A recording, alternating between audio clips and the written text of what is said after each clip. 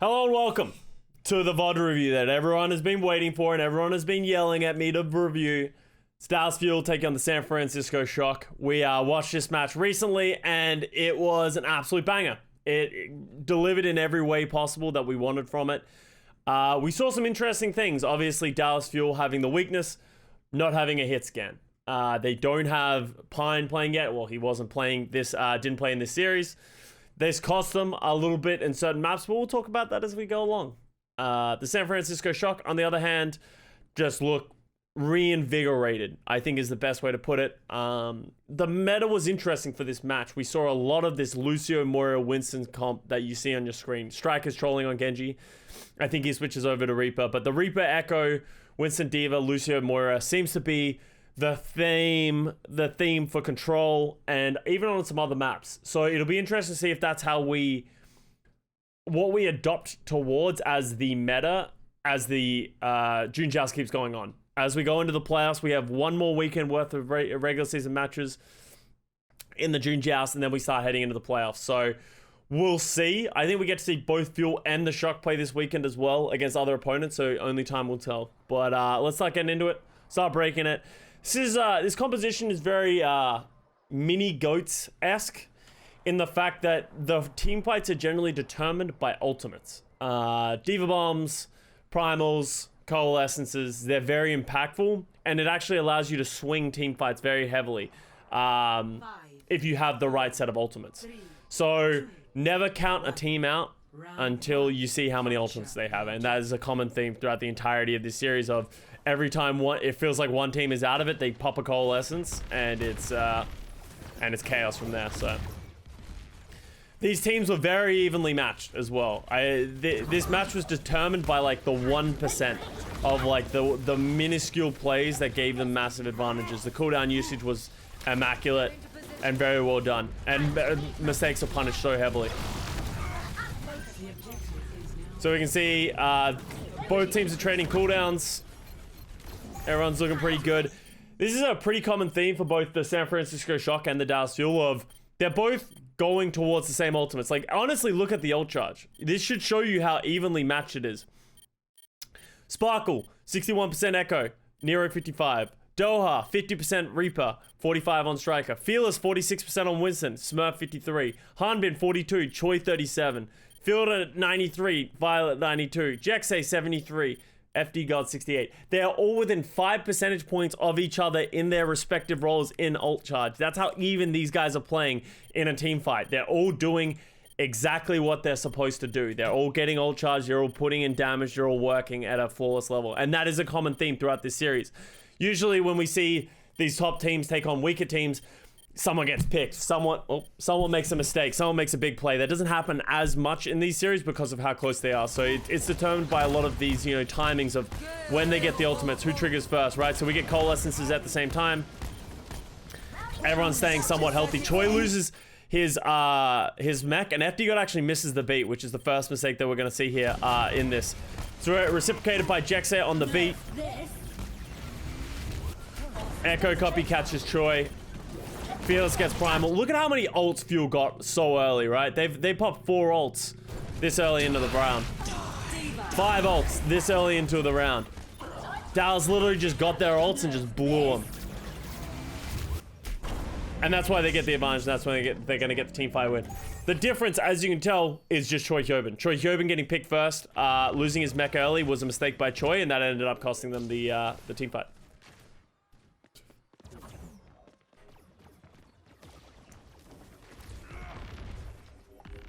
That's why it's determined by the little things, right? Like, just one mistake by Choi, that he took a little bit too much damage, loses his mech, creates the loss in the fight. Was that 9 ults that fight? Yeah, that was just surprising very early in the fight. Oh my god, Fielder could have been punished for that. But now the Shock come in with an ultimate advantage. They're going to have the Reaper ult. Choi should get the Diva Bomb pretty quickly. So they should have that. It's going to come down to if they can get the good value out of this Reaper ult. Fielder has another Coalescence though, which is a problem. Nero gets the how does Nero get the better of Sparkle here? FD had a good fast ult charge. Oh, just some good dinks. Sparkle wasn't ready for what he was putting out.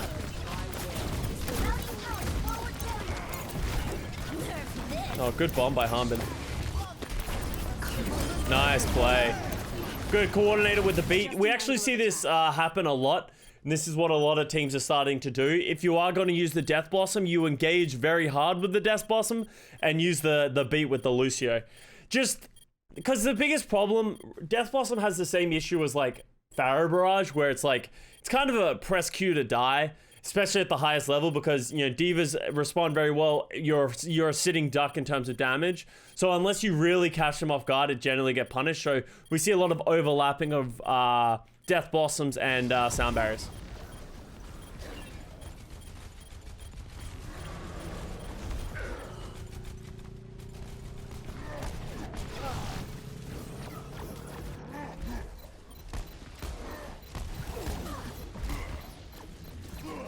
Okay, so now the Shock get it back, but now the onus goes onto the Dallas Fuel, right? Now they have Echo Copy, now they have Death Blossom, now they have a beat, they're gonna get another Coalescence. Shock are gonna be a little bit behind the mark on it. Nero and Choi have really got to slow down this team fight with their Diva Bombs. Just assuming Nero's gonna copy a Diva in this one. Let's have a look at his pod. Death Blossom is just a land barrage, honestly true.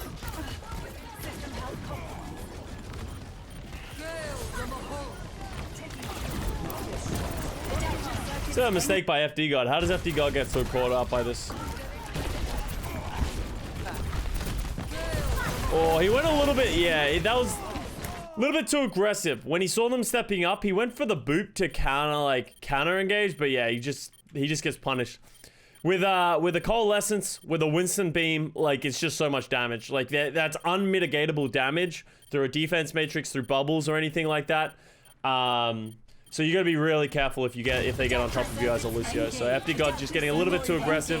Nero copies the Winston late. Like, I said Choi needs to use a Diva Bomb. Nero should do the same thing with the Diva. I just don't think they did that. I think they were too slow. Gave the Dallas Fuel too much space that allowed them to over-aggress into them. And really give them that big advantage. So Shock are doing a pretty good job. Choi's staying on the point. On top of that, Choi still has his Diva Bomb. So Choi's done a phenomenal job of contesting while also having the Diva Bomb, right? So he can die. Like, yeah, there he goes. He dies, uses the Diva Bomb, hopefully lives to tell the tale. Oh, that Doha Death Blossom was so well done, though. Very good Death Blossom by Doha. Gives him the space.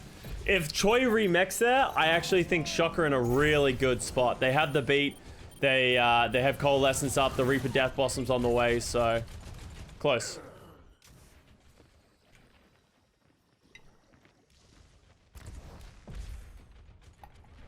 Alright. Keep it going.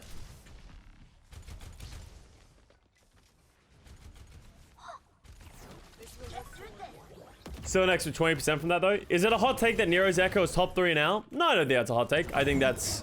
I think you can make an argument for a lot of other people over Nero. It's very hard to determine who is the best Echo because it's very, like, some players don't get pocketed as much, all that kind of stuff. Nero is very, very good. But I think it's very hard to set a list of top 3 right now. Jexay dies a lot holding beat. Beat is a very weird ultimate in this. It was the same as in Goats, right? That it's very easy to just use a beat and it to be completely, like, negated just by they run away and stuff like that. So it's very hard to, but also generally when people die in this composition, they die very, very fast. So it's like, it's very hard to find your windows for beats and it's very hard to do. So I think dying with beat isn't the worst thing. I think it's worse when you drop the beat and you miss someone. Missing someone with the beat is a big mistake that you really got to be doing. So we're going to see a counter engage by FD God on this beat right here. They're going to turn the corner, right? So this is the Shock playing. This is smart play by the Shock, right? Fielder uses Coalescence. They disengage. They're going to turn this corner, force the Fuel to feel like they need to aggress into this corner, and then they're going to counter back with the beat. And then hopefully Striker's probably going to go in with the Death Blossom when that happens as well. Oh, that was late. That beat by FD God needed to be way earlier. I'm surprised that came in so late. They lose Smurf, but it does work with Striker, right? On the Death Blossom. Good Death Blossom. Gets the punish. It'll be interesting who wins this, though. Felix gets the Primal. Primal is honestly quite a weak ultimate in this composition. because Echo and Reaper can both murder you as a Winston. The best thing you can do is isolate a Lucio, or even isolate the Moira if you can get him on a fade. We saw Fearless does a phenomenal one on Anubis coming up, but it's very hard to get value out of. And like, you know it's hard to get value when Smurf and Fearless are struggling at times to get value as well, so.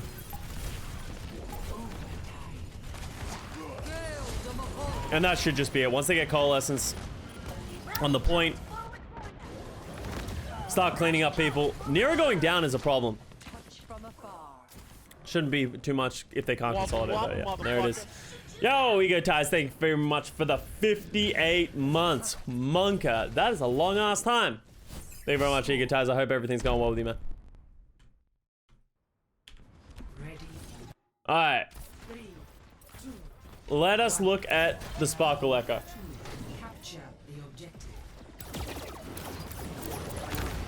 This is some of the highest level Overwatch we've seen in some time. Yeah, absolutely. I think the reason it feels that way as well is that these compositions are very strategic driven and individual accountable driven. Neither of those words made sense with what I'm trying to say, but you understand what I'm trying to say. There's so much that happens, and it's the little things that they can squeeze out of these compositions that make them so good. And that's why watching, it's like GOATs in like 2019. It's the same thing as this. It's very easy to look very good if everything's going well, you guys are having high level competition, you're going back and forth. It looks great. But the problem that I think a lot of other teams are going to have is, just like GOATs, if you aren't good at it, it falls apart very quickly. Like if your Winston player doesn't understand his limits very well, he's just gonna die. And then your team straight up loses. If your Reaper gets greedy and doesn't use his Wraith fast enough, if your Moira makes mistakes and isn't getting good healing out, it's very easy for everything to start like tumbling down and look really shit in this composition. So it's good to be able to see the Shock and the Dalciel play it moving forward.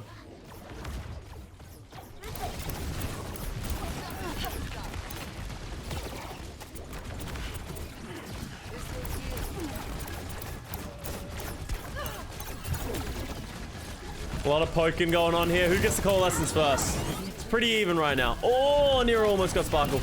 Nero, it feels like Nero is going for more executes, while Sparkle is going for just raw damage, trying to charge up his... Oh, he almost got it. Trying to charge up his copy as much as possible, right? Like, oh, that was late. Violet came in late to the party, trying to get down here. That kind of felt like a miscommunication, just like one of those mistakes I was talking about, right? By Violet. Didn't get the memo to go to point until he was the last person there and just gets isolated. Booty Freak, thank you very much for the Prime Gaming sub. Welcome to the fam. Alright, there that goes. Let's see what Doha does here. Repositioning. This will restore you.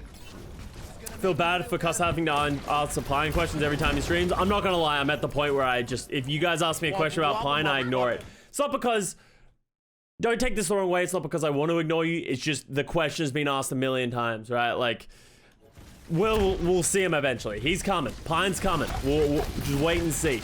We've talked about it enough. Now all we have to do is wait and see how it goes. Early beat by FD God, I actually don't hate it. Nero loses his copy due to the Deep Bomb by Sparkle. Just a much better play by the Fuel. The Shock, much better play by the Fuel. The Shock had to use ultimates, they had to use their copy, they had to use their primal, they had to use their beat just to get through this choke. And the Dalciel can just mirror their ults, right? They use the copy on Sparkle, gets the bomb early, Jexay drops the beat late, just gives them that massive advantage.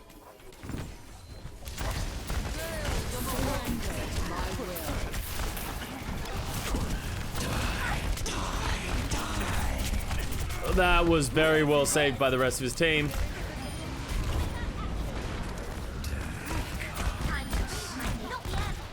Yeah, Dalciel are all over the Shock right now. Shock didn't have a lot of ultimates to work with that. What do they use? They use Diva Bomb Coalescence. You can see the way that Choi is playing is he just wants to play aggressive to give space to the rest of his team. But Fuel are also out of ultimates right now. So they're about to get Sparkle on the copy, and Harmbin has a Diva Bomb, so maybe they can utilize that. But Flaming Melon, thank you for the gifted sub to Joe Champ. Much love, I appreciate it, guys. Scam train. Feel play better in this round? Absolutely. It feels like the Shock don't know how to get a clean engage. It feels like it's costing them so many resources to just get into the fight. I don't know how Smurf didn't die there. He should have very much died for where he was staying. I felt like people didn't want to focus it. There's Coalescence. There's a beat. Nero copy. That I feel like that's a very bad bomb by Sparkle. I think he was trying to counter dive, but if he put this on the point, it would have been way more value. Both Hanbin's bomb and Sparkle's bomb weren't on the point. Right? Like neither one of them applied point pressure. So it felt like Shock just get away with a lot of things. And then they just have their ults drop it and they are fine. So I think the Dallas Fuel didn't use the ultimates that they had very effectively. Yeah, I hope you guys like the Diva Bomb sound because we're gonna get a lot of them. They combined their two literal nukes, it would have been fine. Yeah, I feel like both of them thought that they were counter diving what the Shock were doing, but Shock just consolidated on the point. I was looking the wrong way. Nerf this! Nerf this! Nerf this! Alright, you got a Coalescence engage from Dallas Fuel.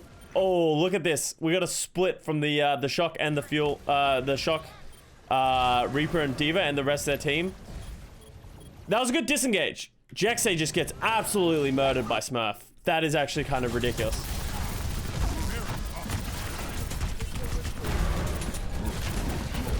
Just absolutely murdered. And that's what I was saying. Like, I think it's very hard to get value with your primals in terms of just killing someone through normal means like we saw in the main melee, but you can get a lot of positional things that'll get people killed. Do a good Reaper ult to live. Oh, Hanbin gives up his mech to get the hold. FD God. Oh, good beat. That beat's a problem for them. Good play by Dalsil. I think they just used their ultimates better. Other than that one fight, I think they just played better on the point. Castigo's a Diva hater? I don't even know what that means. Let's look at some Hanbin. Let's look at some Diva for the first fight. Hi, Custa.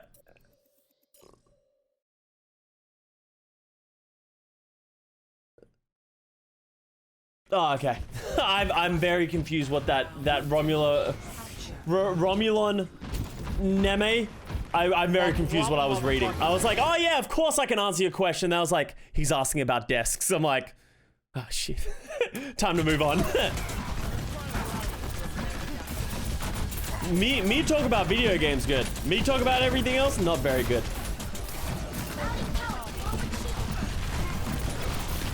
Okay, Hanbin. It looks like the Shock have got the advantage. Hanbin's just trying to mitigate as much damage, trying to take as much aggro as he can. Interesting how Dallas just lose so much space. I actually want to go... What happens to Dallas that causes them to lose this so poorly in terms of map control? So we get here.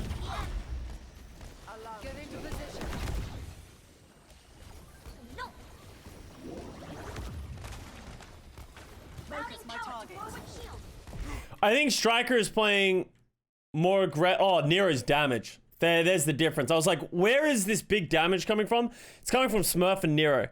Smurf has 70% chiller copy. Smurf has 36%. Like, you can see these differences in the numbers. So they've just done way more damage. That's forced the Dallas Fuel to disengage. The counterpoint of, is this a bad thing, is Moira has Coalescence first. Fielder is going to get the Coalescence first. That'll give them initiative on the engage. If Shock can... that's actually ridiculous that Nero gets a copy at the same speed of a Coalescence. Especially seeing as Fielder's gonna think it. But yeah, so they get the initiative on the Coalescence engage with Fielder, and they manage to punish Smurf for it. So maybe a little bit over aggressive by Shock, knowing that Fuel was gonna come back with an ultimate advantage. Good copy by Nero. Look at that, just gives him such a big advantage. Oh, he almost kills the Fearless with his remech as well. And he gets another Diva Bomb. And kills Doa with it.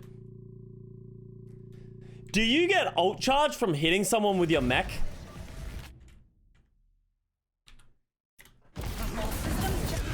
Yeah, he gets 2/3 of his ult charge from just hitting Fearless with that. So that's why he gets another bomb so quickly. Oh, actually, no, that was on his baby. So it gives you... No, it doesn't give you ult charge then. What is that 67% then? I'm confused. Oh, that's his baby? Oh, so it gives... I'm confused on how that ult charge is going up. But he gets the mech, kills Doha. Moral of the story. You get the remech with bomb? Yeah. Okay, that makes sense.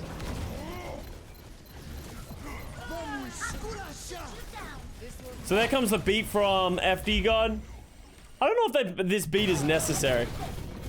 So Nero dies. But I guess they kill Sparkle. I can kind of understand the beat, but it definitely wasn't great. I think they probably won that fight without it. But I can understand why he beated. Losing Nero, if they don't kill Sparkle in that moment, they're probably going to need the beat. So, preemptive, a little unnecessary. But so they kept the point. It's like guaranteeing the point, right? Like it guarantees that fight win. As soon as he drops that beat, they 100% win. Was it necessary to win the point? I don't know. All right, so Dallas give a good old Jukaroonie to the Shock. Dallas have a lot of ults in comparison to the Shock. So they're gonna force the point.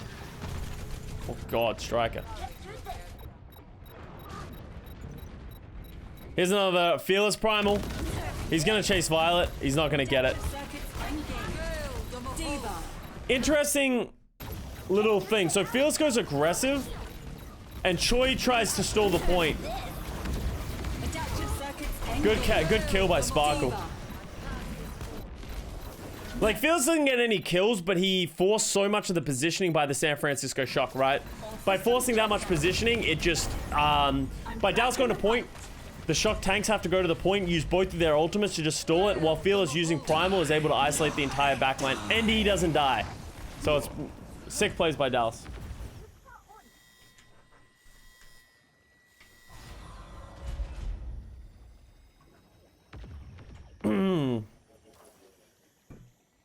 It's kind of weird balance where the better DPS give the enemy coal, so should the DPS just not do damage? No. In general, you want to be doing damage. If you don't do damage, that allows the opposition team to take space for free. It's like a delicate balance. You need to work out what the opposition team's initiative, right? You see it a lot on Temple of Anubis, where teams take damage intentionally on their tanks, mainly 2CP actually, or like capture points. Where they're intentionally taking damage so they can get nano, so they can get coalescence. So you just need to identify that and be like, can we get the kill if we do damage? If no, don't shoot him. If yes, it might be worth punishing him. So yeah, it's just like a fine balance of not doing one if you think it's going to create a negative impact on the team.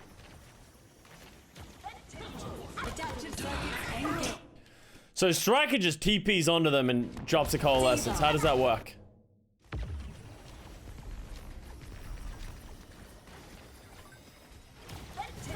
So he TP's in the back. Hanman's just a little late on the Matrix. Oh, Jexay dies with the beat. How does this happen?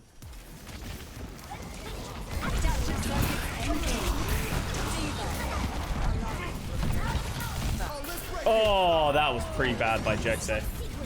He should have booped Smurf first and then not been on a wall when he dropped that. That was a pretty bad mistake by Jexay.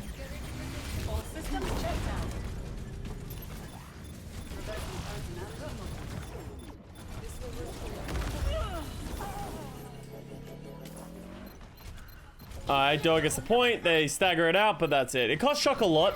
Both damage, both DPS ultimates. They do have both support ultimates though, so they're actually able to hold somewhat close because Shock, because the Dallas Fuel shouldn't be able to overwhelm them with with too much damage. I guess it's not going to be up to Sparkle to be able to get a good Diva copy and then create the space for his team using that. So there's the copy from the Diva. Sparkle's gonna get the bomb soonish. Soon TM. Good beat by FD God. I actually really like the timing of that beat. I think it gives them the window to aggress.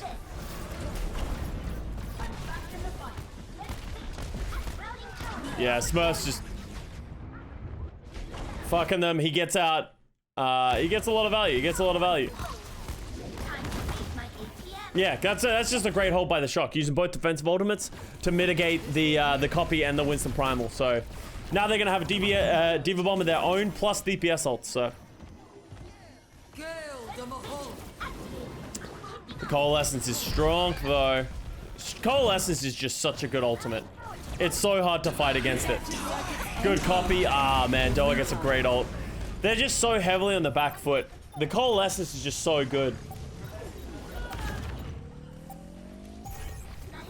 I think I would have liked to have seen Choi do something to like stem the bleeding. Like the Shock tried to run away from the Coalescence, but that's kind of impossible at times. Like they kind of needed to use an ult to slow this down.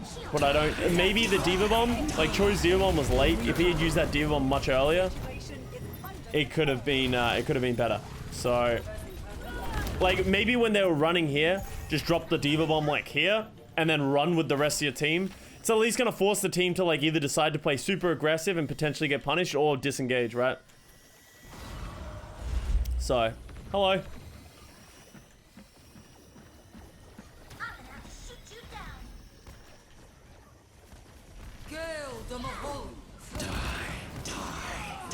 The exact same strat. How do they, Jexay has beat as well. How do they get caught out with the exact same strategy of Coalescence, just a Coalescence engage with Striker? Literally the exact same strat that they did last time. Dallas should have known better that that was going to come. Jexay dies with a beat, needed to be playing a lot safer. And once again, the Diva Bomb's just too late. The Diva Bomb's too late to stem the aggression. So, a little bit flat-footed by the Dallas Fuel. Beat engaged by Jexay just to sort of keep them in the fight a little bit. I don't think it's going to work very well. Sparkle doesn't get off the Coalescence. Ooh, notice Choi though. FD God's beat is also quite bad because he doesn't save Choi with it and no one else really needed it. This is very sketchy now.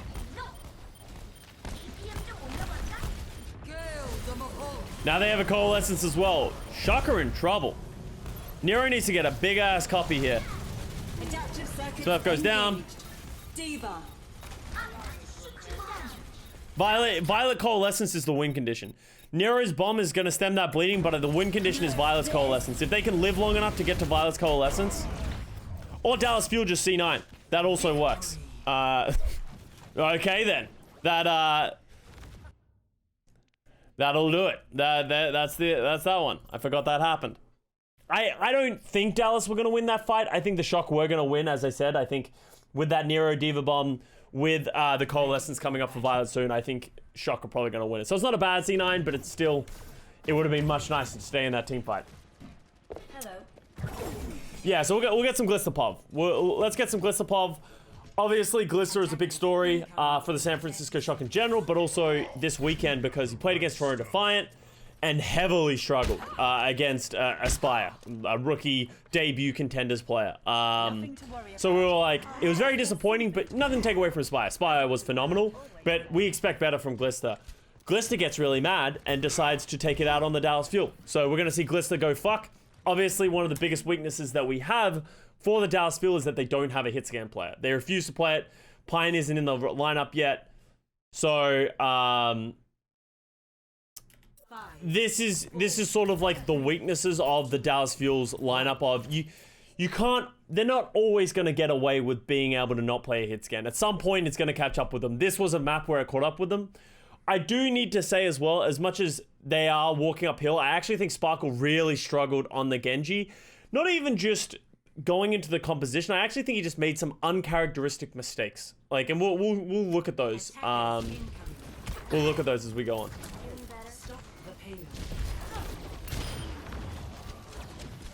There's the first one. Taking off.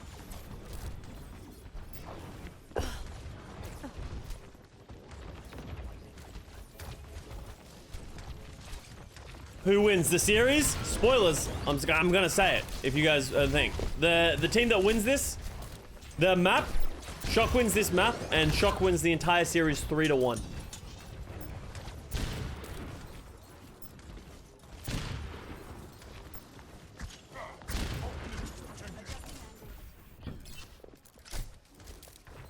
And here becomes the issue. I'm actually really surprised that Dallas Fuel wanted to lean towards the Xayah. I don't really like that they wanted to play the Xayah on this point, especially knowing as they were probably going to go up against the Widow. I feel like a Xayah falls into the same trap of she can't do anything against the Widow. Like, who does anything against the Widow in this composition for the Fuel? Doha and Sparkle. But it's such a crazy amount of distance to close that it's really hard. So Gliss is essentially going to free fire. I would have preferred to have seen a D.Va that can provide some amount of Matrix, or some of, like, even, like, just being able to dive him from certain angles. And Fielder, I guess Fielder can shoot him. But as an Ana, you don't really want to be shooting at the Widow because that means the Widow can shoot at you. Oof. There he gets Jaxay. They're just really struggling to take space, right? And the weakness of this, right, is that Doha has to flank, get literally negative value in this team fight, just to put pressure on Glista, and that doesn't enable the rest of his team to dive. Fearless just, sorry, it wasn't Fearless. Jaxay dies trying to take space. So just the Widow existing in general is what causes this like massive problem for the Dallas Fuel. There are 3 divers, yeah, but none of them are very good at closing distance. Okay, so there are 3 divers, yes. None of them can get to here. None of the Winston, the Echo, or the Genji can get to here without getting to about here, right? So all 3 of them need to get to about here before they have an effective range against the Widow. So the problem that the Dallas Fuel are having is how do they get from here to here and then enable them to get to here, right? So obviously the Echo's trying to flank over this wall, but that's such an old trick that the Widow's just looking for it. We have people covering him and stuff like that. Yeah, they don't have the Lucio speed boost. They don't have any way to close the distance. And this is what makes Dorado such a good defensive Widow map is if you just play defensive like the Shock Eye, it's very hard for the Fuel to get onto it. That's the reason what makes Tracer so good is Tracer can get behind and it's very hard to punish. What about the side on the left? Moving into this room? Moving into this room is like asking to die. You can't go through this room to really close that distance because you have to walk down this main, put your whole team in a choke. If they try and walk out this choke, there's going to just be Smurf, Choi, Twilight throwing nades, Nero throwing just through a choke. It becomes very hard to get through there. I want to see the J-Crowd on this map. Junkrat has become a lot less effective as newer heroes have come in. It's not the worst thing in the world. You can definitely make it work, but the tempo and the speed that you can play against the Junkrat generally counters that idea. See, look at that. Fearless wants to go. He gets insta-dinked by Glista. And look, no one wants to dive the backline. They're so worried about Fearless that the rest of the Shock, like, look at how smart the Shock frontline are playing. They know it doesn't matter if these guys get to here, if they can stop the backline, if they can stop the rest of the people from supporting them, just put your faith in the backline to do their job. And that's what they're doing. So the blade comes out, they have the primal as well. Sparkle pulls the Genji blade. Oh my god, that was so close to... That was a gamble from a lot of people. So great play by the backline of the San Francisco Shock. They peel out, they get both of those ultimates out, and they live to tell the tale. So Troy gets grabbed and dies. Adaptive circuits engaged. Winston. Alright, good. So you gotta hit some big shots here. Oh, brings one. Yeah. I think just too many ults from the Dallas Fuel. It literally just... And here's the weakness of playing this Genji. If they didn't win that team fight, they literally get full held. They have nothing. If they lost that team fight, they have nothing. And that is the scary thing of playing these Genji comps, that if you don't win on your big ultimate cycle, then you just lose the entire point. So good play by the Dallas Fuel. They did execute pretty well. As much as it got a little sketchy in the middle there with Sparkle's blade not getting a ton of value, the Fuel just had enough ults for it.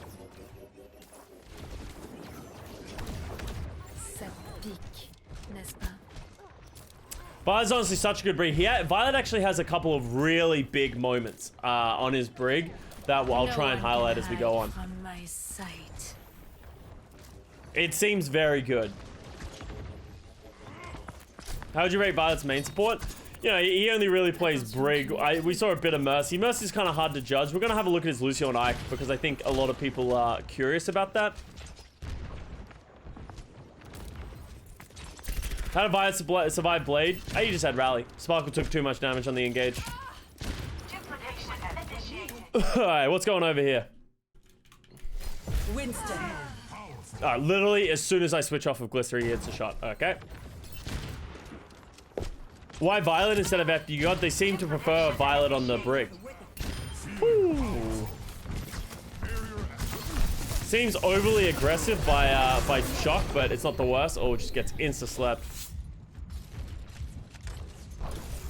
This is generally why I'd much prefer a D.Va to get copied, but obviously D.Va's on the map, so Nero's gonna have to go for the Winston. Choi is alive somehow. That was a pretty bad disconnect by the Shock. I think Nero potentially should have gone back up with the Winston. I think if they had all gone on the Winston, they would have been able to punish. Instead, Nero almost kills Fielder, but doesn't get it, and Fearless goes on to live. So unfortunately, they get no value. They do hold the high ground though, which is one of the most important parts. Glister gets Sparkle. Glister gets Hanbin. Ooh. This map is literally Dallas's weakness, yeah.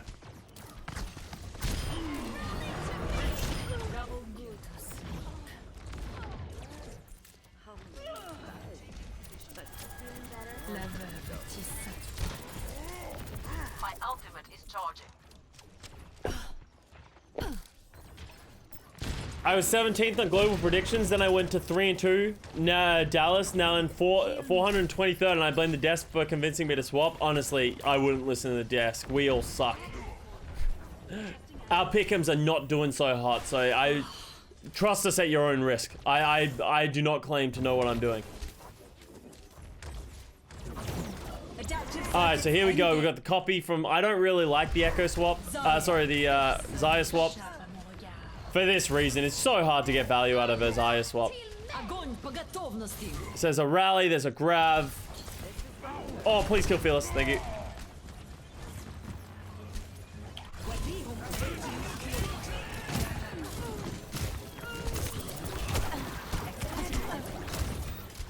Oh, let's look at this Blade by Sparkle. And here, this is one of those situations where I'm saying, like, this is a uncommon mistake to see from Sparkle. Sparkle fucks up understanding what his,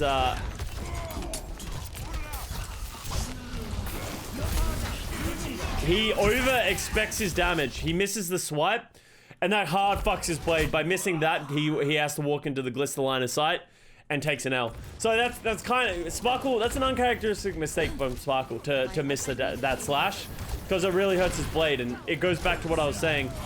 If you're gonna play Genji, you need to be getting high value out of every Blade, because if you don't get value out of the Blade, you're wasting all the consistent damage that you get from playing other heroes, right? So 60 seconds.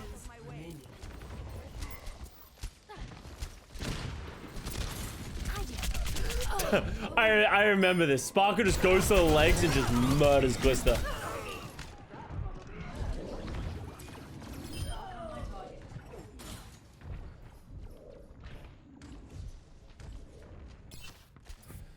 Alright, let's see these legs from Sparkle. 30 seconds remaining.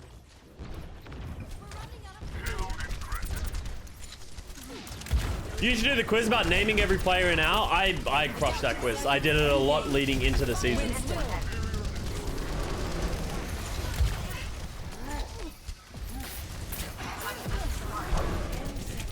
Yeah. And here's the problem with Soldier. He just doesn't... He just gets battered around a lot of the time. Let's look at this.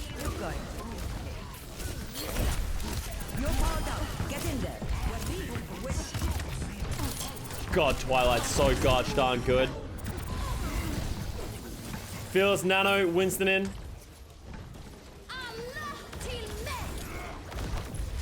Alright, Nero, I'm gonna need big things from you.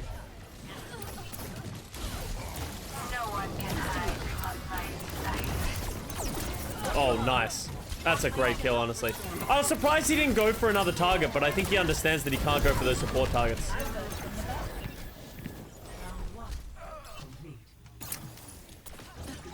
Alright, name Valiant's flex support, Weir. Score.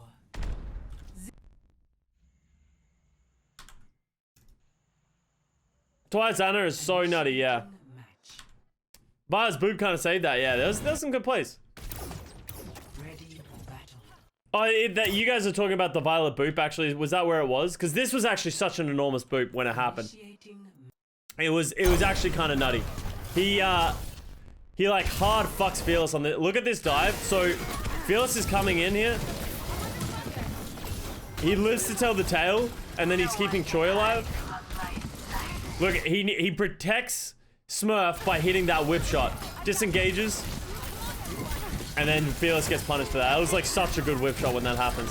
And like no one's ever doubting Violet has some incredible mechanics. So it's not really as much his Brig that I'm worried about. I think Brig is one of those ones which it has some mechanics, but it's pretty easy, and it's just about being smart the way you play it. Even with Mercy, I'm not too worried about Violet's Mercy. The real one that I have a concern about with him moving over to the main support role is his Lucio. Because Lucio is not one that you can really just roll into and get the same, if not like, get the same kind of effectiveness as other main supports. Lucio is, the level in which Overwatch League level Lucio's played at, the difference becomes pretty enormous at that level. attackers incoming. But they have FD God, so it's fine. Yeah, but then they didn't play FD God on Eichenwald, and we'll talk about that when we get there. And that resulted in Violet having to play the Lucio. And I don't know, we're going to have a look at it. Glista murders Sparkle. Let's have a look at this. One. Attackers. Lucio requires his own set of personal mechanics. It's just, you just need to put time into it. Like, Violet could be a very good Lucio, but you just need to put time into it. Ooh. Join me. Group up with me. Form up. Was FD God's Brig really that bad? I don't think so. I don't really know. I'm not going to pretend to understand. I know what's going on with Violet. It feels like Violet just always has to play. Like, we haven't seen Violet being taken out of the lineup yet this season, right? Whenever they play another DPS hero like Glista or Nero, Violet always moves to a support role or the other DPS role. So it does seem weird that they seem to keep forcing Violet into the lineup. It works, but it's one of those things that we always talk about. It's great and it works until it doesn't, right? It's the same thing with the McCree last in the May Melee. It was great until it wasn't. Until it just didn't work in that map, and then you're like, well, maybe we're having an issue. Maybe we're having an issue. Is this in his contract? There are rumors that he has in his contract that he always has to play. I very heavily doubt that. I would be surprised if a player asked for that, if an org gave them that, and then they lived up to it. Like, that just doesn't seem like a very good team-orientated way of thinking about it, but as I said, I don't think there's any basis to those claims that it's in his contract. Why doesn't Tayo play? No offense to Tayo. It's hard to justify playing Tayo over Glista, Nero, Striker. It's just, that's the reality at this point.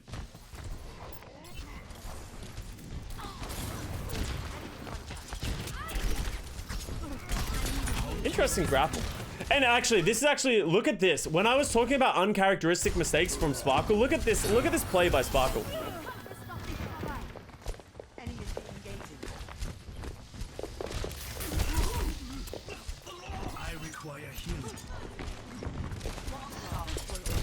He kind of whiffs it all, right? Like, I remember seeing this live and I'm like, man, he kind of botched that. It's kind of looking like my Genji right there.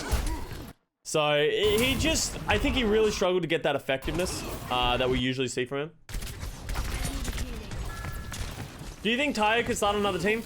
I don't know. We literally have not seen Tayo play except for that one match where he played Genji. Right? Like, we haven't seen him play for like 2 years. Like, he hasn't played competitively, so it's hard to be like, should he play? It's like, I have no sample size. I haven't seen the dude play. Oh yeah, and the one map on Kree, right? This season. So it's like, I don't know. Like, he played one map and he lost, and I don't think he did very well. But like, I'm a firm believer of I hate when players are thrown in for one map. Woo! This is doing things to me. If he hit that shot on the Ana, it would have been sick. But yeah. No one can hide. Tayo is kind of like an anomaly. Ana's about to get glocked. Yep, there Violet goes. Has reached the checkpoint.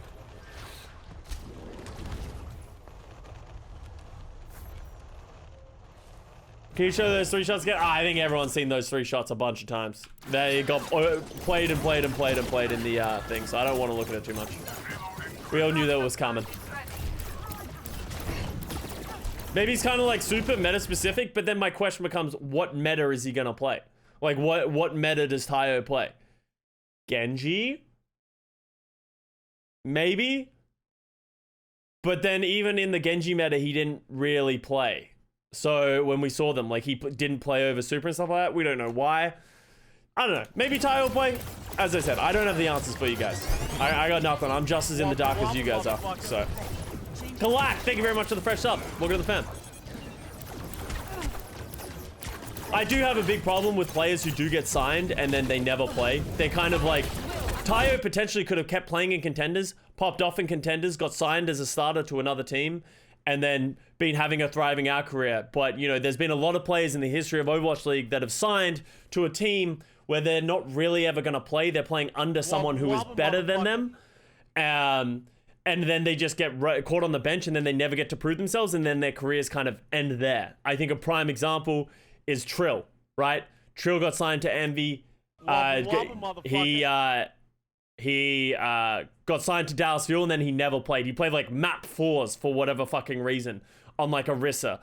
And he was never really given a fair go, in my opinion. Obviously, I'm biased towards Trill because I like him. He's a friend of mine. But I think that's happened to a lot of other players as well.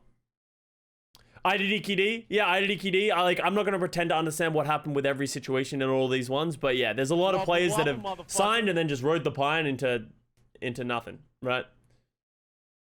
Tayo arguably has the advantage of being on the shock. But just because you're on the shock doesn't give you a massive advantage. Obviously, he gets to see how the championship caliber team works, that kind of stuff. But how much scrim time do you really think Tayo gets? I would say not a lot. It's not like he's getting a ton of scrim time and he's getting practice, because when you're scrimming as the San Francisco Shock, if Tayo's not going to play many maps, you don't want to give them that time because the scrim time is very valuable.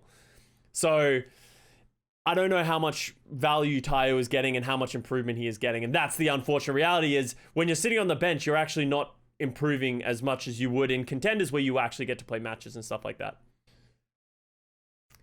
Kalak, thank you very much for the 5 gifted subs, by the way. I very much appreciate it. Thank you for your own sub and the 5. Big love, big love. Tayo was basically signed after the Genji meta. He was signed like during the Genji meta.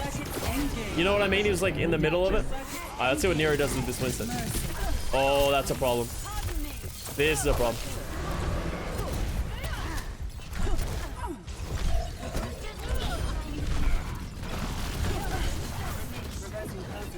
I'm surprised Shock doesn't have a contender team. Yeah, and this whole thing just goes back to, like, Tayo would be a phenomenal player if academy teams were a thing and every team was required to have a second string team where they could play their bench players.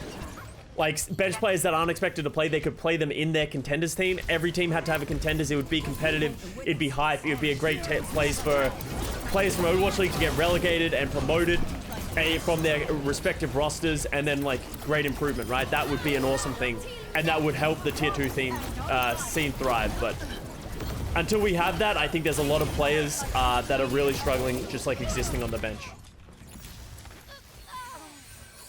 Like Fusion Uni, right? But the reason, no teams that, we talked about this a week ago, but the problem is contenders, it's not cost effective for Overwatch League teams to have a contenders team. It just isn't. That's why a lot of teams started with a contenders roster and then gave it up, because the way that the contender season doesn't run parallel to the Overwatch League season. So therefore, it's hard to get that back and forth going for your Overwatch League team and your contenders team. There is also a bad stigma of contenders. As an Overwatch League player, you don't want to get sent down to contenders. Two-way contracts don't really work as fluidly as you would like them to. And as I said, just not cost effective to run a contenders team. It doesn't provide enough value for the Overwatch League team to justify the cost.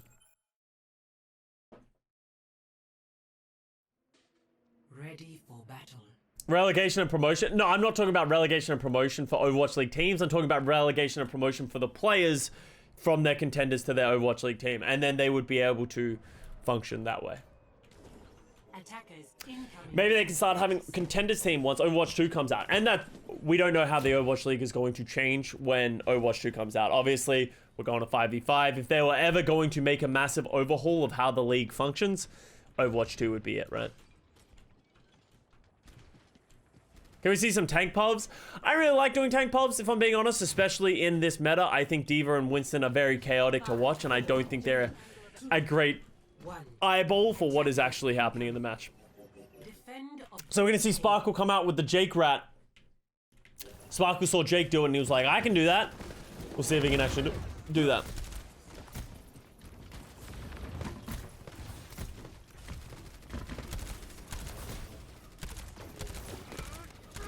Smart was basically 100 D-bombs every minute, and this is one of the maps in which I think Echo kind of like breaks the game, and we'll see that as this map goes on.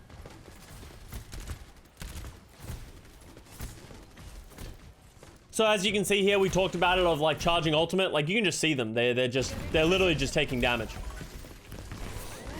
But here's the cost of it, right? So Dallas recognizes that Shock is trying to farm damage. So Shock is trying to farm damage, right? They're trying to get their coalescence. Look, Choi's gonna peek. Smurf's gonna peek. They're like, oh yeah, shoot me. You do damage. When they realize that they're not actually gonna try and do too much damage to them, they actually just go. Because if you slow damage to not give them the ult charge, then all of a sudden they can engage for free. And that's what the Shock do, right? They engage knowing that they're not going to try and do too much damage until it gets murdered.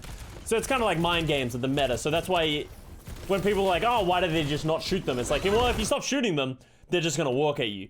And that's a big problem. So Cost Dallas fueled it right there. And then Shock just have a lot of ultimates.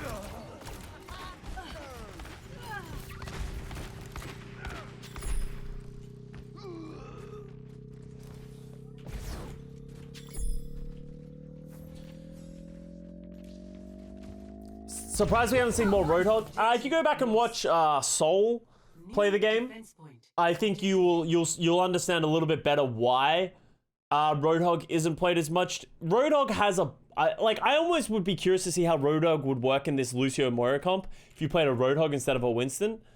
The Roadhog can be isolated pretty poorly. Roadhog is just awful against Orisa comps. Literally just gets bullied around and stuff like that. So yeah, it just... Roadhog is okay sometimes, but a lot of teams just haven't been willing to adapt to it because it doesn't work all the time. And it's just not very consistent, right? If you're not hitting hooks, then you just don't really do a lot. Why Striker McCree instead of Reaper? I think they understood that they were gonna need they're gonna need range damage because it's hard to like fully commit as a Reaper. Beaky with the 58 months as well, man. Hey man, have you gained weight? I can tell. No. If anything, I'm skinnier. That is the skinniest I've ever been. Hello? But fuck you, Liam. Dick.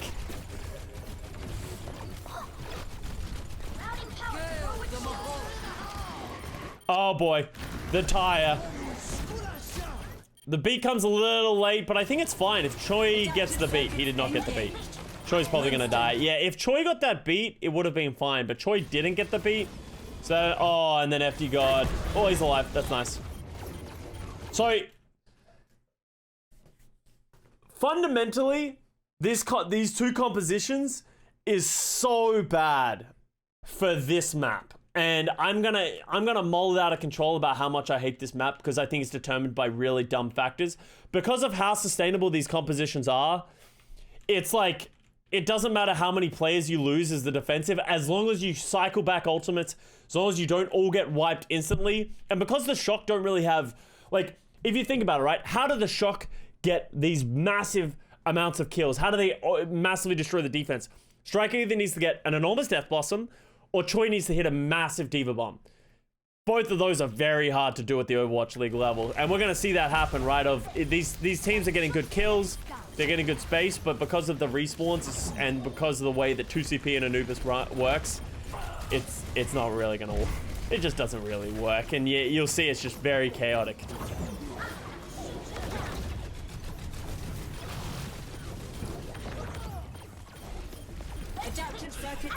So let's look at this, right? So it's like Fuel have lost 2 of their players. They're waiting on respawns. Shock have a primal up and that kind of stuff. But Choi can just, Hanbin can just stand on this point. with his Diva Bomb, and no one wants to shoot him. Killing a Diva in this meta is actually fucking awful. Hanbin just waits. He just runs around on the point a bunch. He even gets fucking nano, dude. And then they just wait for the respawns. Sparkle dies. Doesn't matter, really. Good res by Jexe, actually. Hanbin still doesn't... Hanbin's just using this Diva Bomb as an insurance card, right? Of if they get behind, then he's just going to use the Diva Bomb, so... Did Nero mean to copy the Mercy? Let's have a look at that, actually.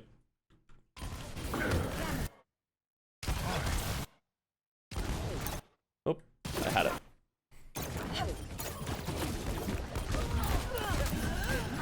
Absolutely not. He was going for the Reaper. He's pissed. Yeah, if he had switched to Reaper, it could have definitely changed the outcome of this. Because then it goes to what I was talking about. He could probably demech the Diva pretty well, get the Diva Bomb out from Hanbin, and then probably use a Death Blossom in the backline. Actually could have worked out very well. So that minor mistake could have actually cost them. That actually might have been the attack that they could have got away with it.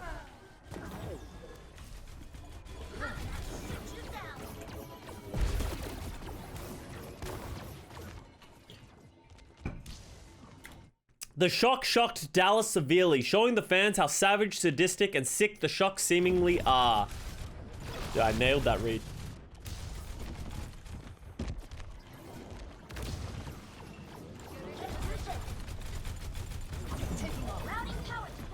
Give Echo the option that says ignore supports unless it's the only thing in your reticle. Nah, yeah, it should be a risk. It should be a skill shot in its own way of, like, you gotta be careful, right? You can't just, like, point in his general direction and hope for gold. So Shock are gonna get to the point. Shock have a lot of ultimates, okay? So... Can Shock win this fight?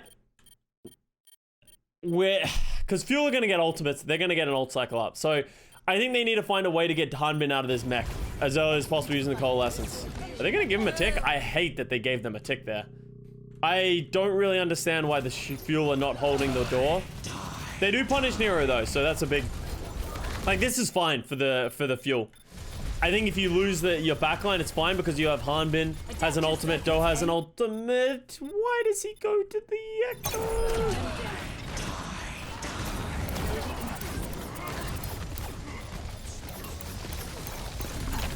Oh, he was going for the Diva, and he... There's some whiffs going on here. Sparkle gets punished, so Felix gets punished, but Hanbin's existing, just on the point. The Coalescence is actually going to be pretty nice. They're struggling for damage though, so they're not going to have enough damage to really get through this. Oh, good sleep on the Choi. And look at that, right? Like, the sustain of the Diva with the Diva Bomb is just like, Fuel is literally just respawned. Spark comes back with the Death Blossom, gets an okay amount of value, finally get Choi's Diva Bomb out of the way and Hanbin's Diva Bomb. So we're running out of ultimates, right? Shock is out of ultimates. Dallas Fielder out of ultimates. I actually really dislike that Fielder is still on this armor. I think they would do a lot better if they went to Lucio Moira. Because I don't think this Nano Winston's actually going to do as much as they really want it to. If anything, I would have liked to have seen that Nano go into the Death Blossoming Sparkle. Felix does get a kill though. So now the staggers begin, but the win condition goes on to Violet needs to get the Coalescence, right? Violet's Coalescence is the win condition, but they've lost too many people at this point because defense on Temple Anubis is fucking stupid.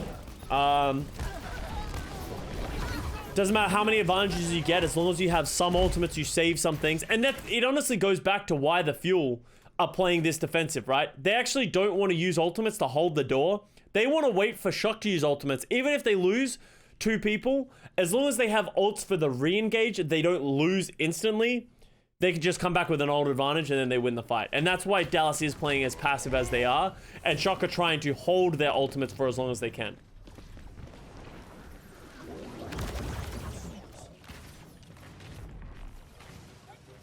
At least it's not a flutter copy. Yeah, well, it doesn't look like, as much as the copies suck, they haven't been intentional. It's literally just been that someone else has been stacked on top of the Diva and they've unfortunately copied it. You can't just like look at them for a second and really like take your time on the copy at this level of play. You really need to be fast on it. Doa gets the copy onto the Diva. I think this is actually a good one. I like this. Going somewhat early because they don't have many other ultimates. So Doa doesn't get the Diva Bomb though, which is a problem. Look at how many ultimates Dallas has used. And Shock haven't used anything. The only thing they've used is Coalescence. If they can live through this Death Blossom, they live through this beat, I think they can win it. I actually think you still commit ults here, yeah. Doa gets a Diva Bomb on the second one. Violet's ult gets cancelled?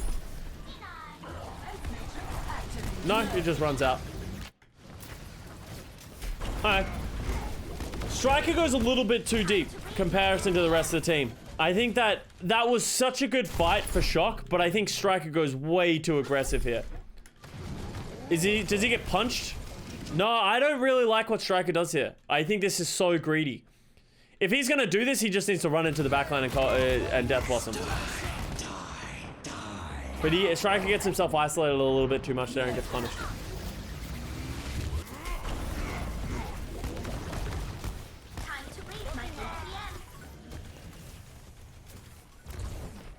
I'd almost wish there was an option similar to Ana's Nano Confirm. Yeah, I could see that being added. I could definitely see that a thing that happens. I don't like Ana's Nano Confirm. I actually saw someone use it. Was it yesterday? Someone was using it. I was watching Shanghai Dragons play. Molly uses it. Molly uses Ana Nano Confirm, and I thought that was very interesting. I didn't know a single person who used it. Because I think it's way more clunky. There's an option for that? Yeah, so there's an option for Ana, if you guys aren't aware. Wait, is it for Ana? Yeah, it's for Ana, where you can look at someone, and when you press Q on them, it doesn't actually give them the nano. You press Q and it locks the target. And then when you left click next, it'll send it onto that target. So it allows you to sort of like, it's like a confirmation of like, are you sure? And then you hit yes. I don't like it because you can't shoot when you've put the confirm. What I kept doing is I kept putting the confirm on and then being like, oh, okay, I'm ready to use the nano whenever, and then fucking it up by like left clicking. So then I would nano them too early. It adds an extra step. It is cool. I think if you got really used to it, you could make it work very well, but I just found it too clunky. I'm just gonna blame the Lucio player for running in front of me when I try and use the nano, you know? It's a much easier solution to the problem. Adaptive circuits engaged. Diva. Alright, so we got a Diva copy, we got a beat coming out. I don't know how I feel about FD God beating before Violet Coalescences, but the value from the beat's pretty good. Striker gets the Moira, gets the Winston. Some pretty good ultimate usage. Once again, so they're going to rely on Harmbin to really stall out this point. So it's going to be on Harmbin to stall with the Diva Bomb, and then they have to hope that Diva can follow this up as well. Yeah, it's just too clean of a set of kills by the Shock. And that's the risk, right? Of sometimes you can just get overwhelmed. They just got all the kills very fast. That's how you win 2CP Anubis. And that is why Anubis, in my opinion, is stupid. This is just becoming a rant about how 2CP and Anubis is that this could have happened in the first fight where Shock just got all the kills instantly. Very fortunate that everything lined up in a row and they have 5 minutes left. But instead, it didn't line up until, 4 minutes into the fight, because they had the same level of engages every single time, right? They just weren't that clean. So 0 to 2. Switching sides. there is a confirm option for Echo. I did not realize there's a confirm option from Echo. I don't really play Echo. So I didn't even realize that existed. Did I miss the Smurf juggle? No, the Smurf juggle comes on their defense later on.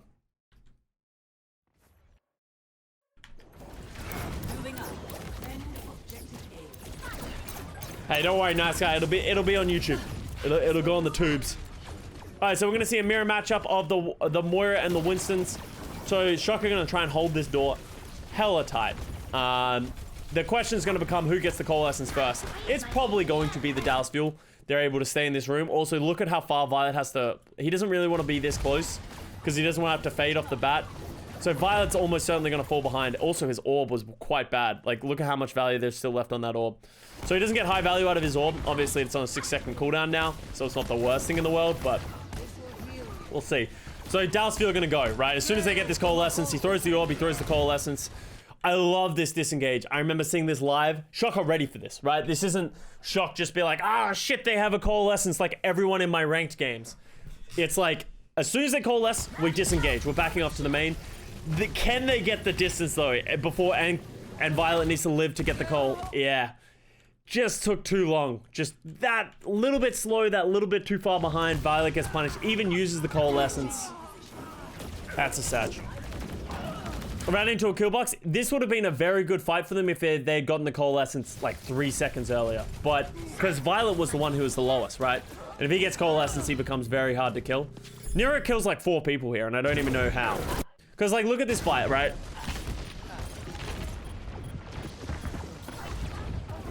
Oh, Nero kind of baits the shit out of the team here, though. He does a great job coming in late to get a couple of kills, but yeah, he kind of baited the shit out of his team. Some good, those were some great kills.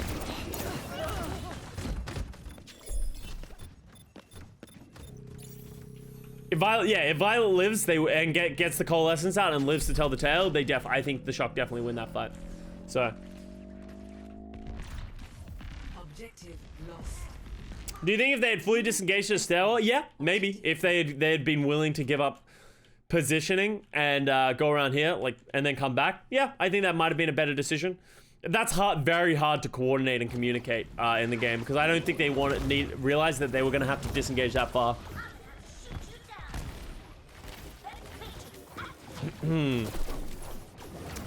So Shock are going to hold in a different way to Dallas. They're actually going to hold the door close, which I actually really like. I think you can get so much ult charge from holding close here. Good Cole engage. Once again, Violet's just so far away because of that death. I love the Nero copy though. He gets onto the Diva. Great beat by FD God as well. Stem the bleeding. All Nero has to do here is get a Diva bomb to make them split up, right? Look at what this forces them to do. Forces Fearless Diva bomb. Oh, that's a great bomb by Sparkle. Is Nero gonna get another Diva bomb? Okay, sweet. That's great.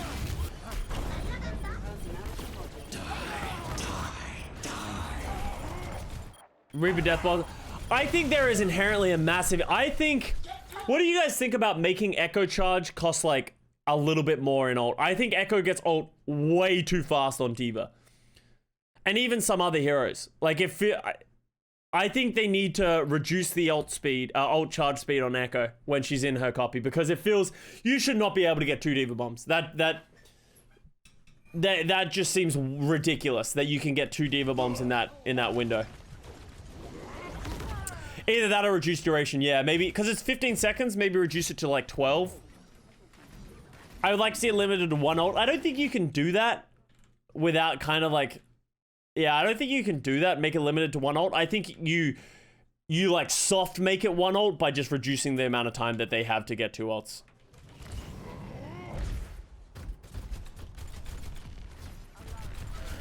The higher health pool of the target, the more it should take. The problem with these, like, as much as that solution is great, like, I love the idea of that solution of, like, it depends on the health pool.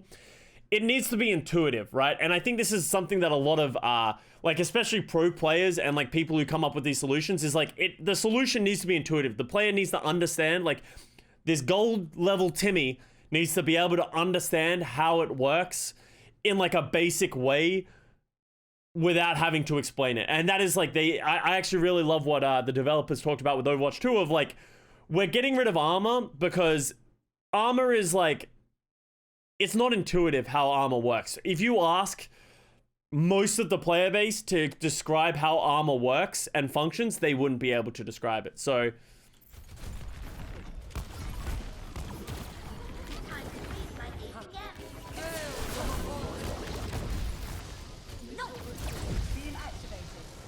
getting rid of my armor? Yeah, in Overwatch 2, they said that they're going to be getting rid of armor and making it just blue shields, right? Was it blue shields? Oh, no, it's like green. They're making it green. They're getting rid of armor. They said that they're gonna change the way that armor... it's considered like overhealth, and it's gonna be like permanent overhealth. They said they're gonna adjust the armor so that people stay the same level of tankiness. But yeah, armor is a very complicated thing to understand. It's not super complicated, but it's not intuitive, and that's sort of the point I'm going for, right?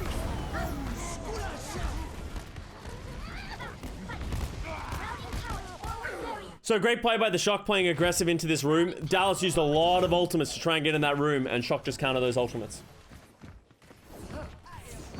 I like that a lot. I had no understanding of armor until like 4 years into playing the game, yeah.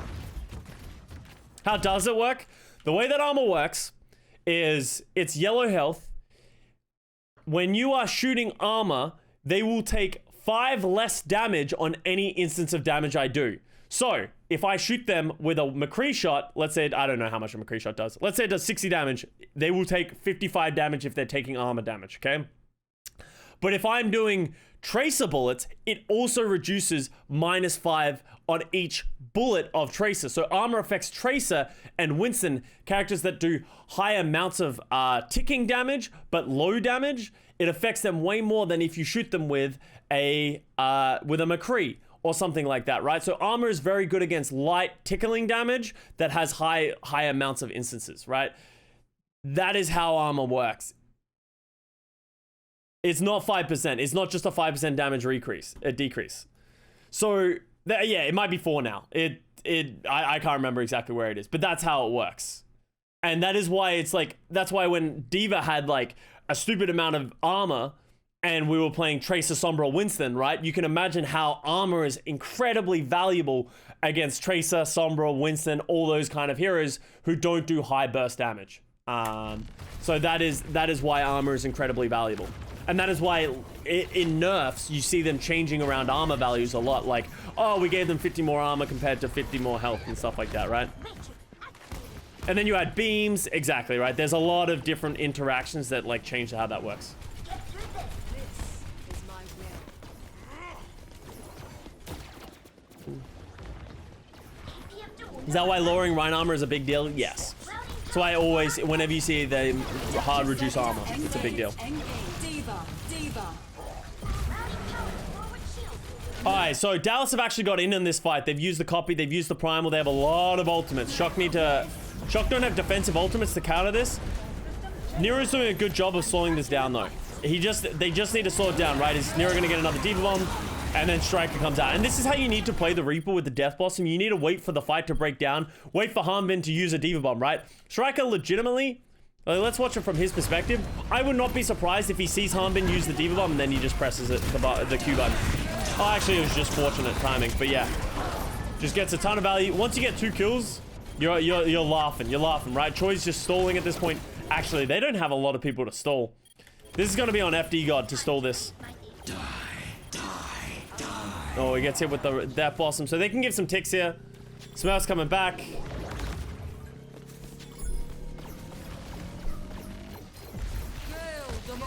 Coalescence is up. Should give them a little bit of time. Choi is going to get the D.Va bomb as well. Nero killing Sparkle is enormous. That's so much damage to get rid of. Nero's done this time and time again, by the way. He just hard focuses Sparkle. When he sees he's in an opportunity where he can just like dink him, Sparkle seems so much more reliant on doing damage to tanks, while Nero feels very... He likes to just try and insta-give the crap out of Sparkle, and he's actually won them a ton of team fights doing that as well.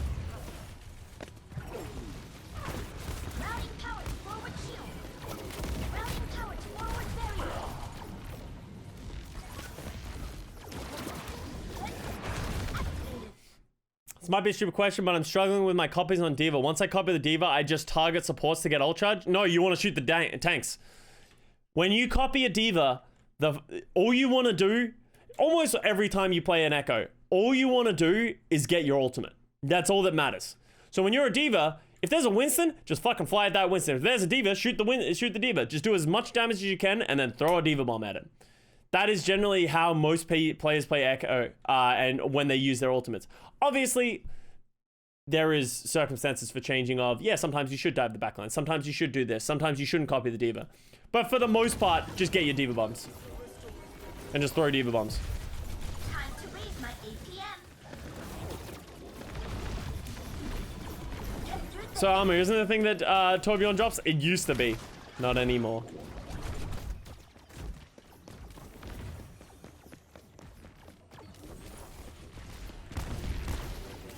Custa, can people on the talent team wear flannels at the broadcast? Are they not professional enough? No, we can wear whatever we want. Well, not true. We have a stylist and that kind of stuff. Flannels just generally aren't very professional. Like, you want...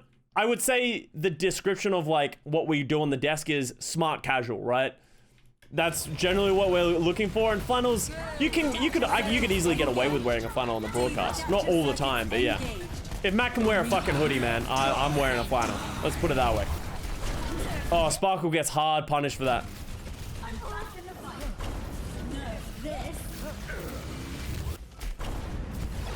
Who was the player of the game for this match?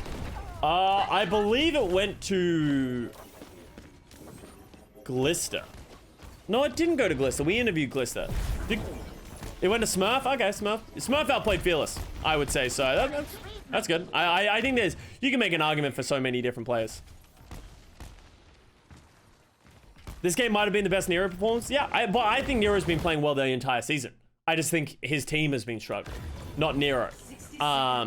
Even on May, I think Nero is the best May in the world. I legitimately think Nero plays it the smartest out of every other May. Like, you just watch him play, and I think he's the best at it.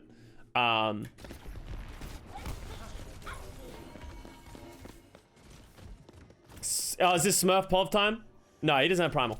I think it's in overtime. Yeah, the Smurf Pov is in overtime. So, Joust Fuel walking in, they have a lot of ultimates. Shock don't have a lot to slow this down. All they have is Beat and Diva Bomb, which is to negate the other ult. So they're playing so slowly. I love the way that Joust is playing. They understand that Shock just want to counter the ultimates. Nero kills Sparkle again. How does this keep happening?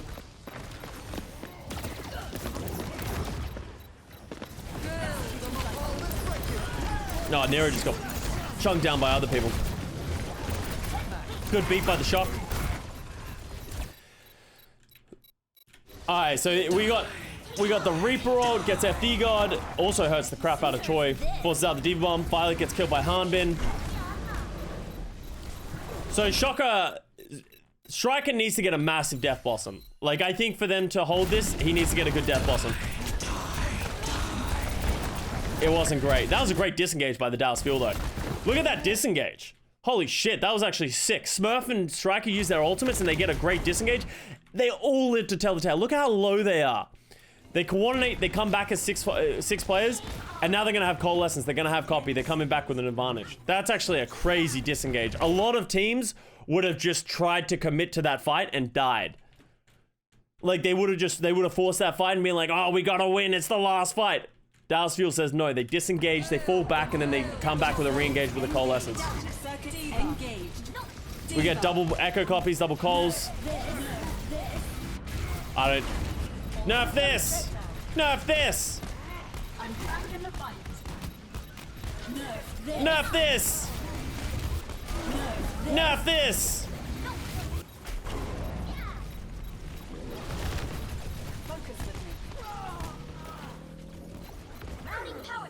You hear that, Blizzard? Nerf this. Legitimately, nerf this. Like, they're literally telling you in the game you designed that you need to nerf this. Both Echoes got 2 Diva Bombs. We got 4 Diva Bombs, and none of them were from the actual Divas. Can you imagine if the other Divas also had ult? Nerf this! Nerf this! Nerf this! Nerf this! Nerf this! Nerf this! It's literally, we're playing fucking Minesweeper.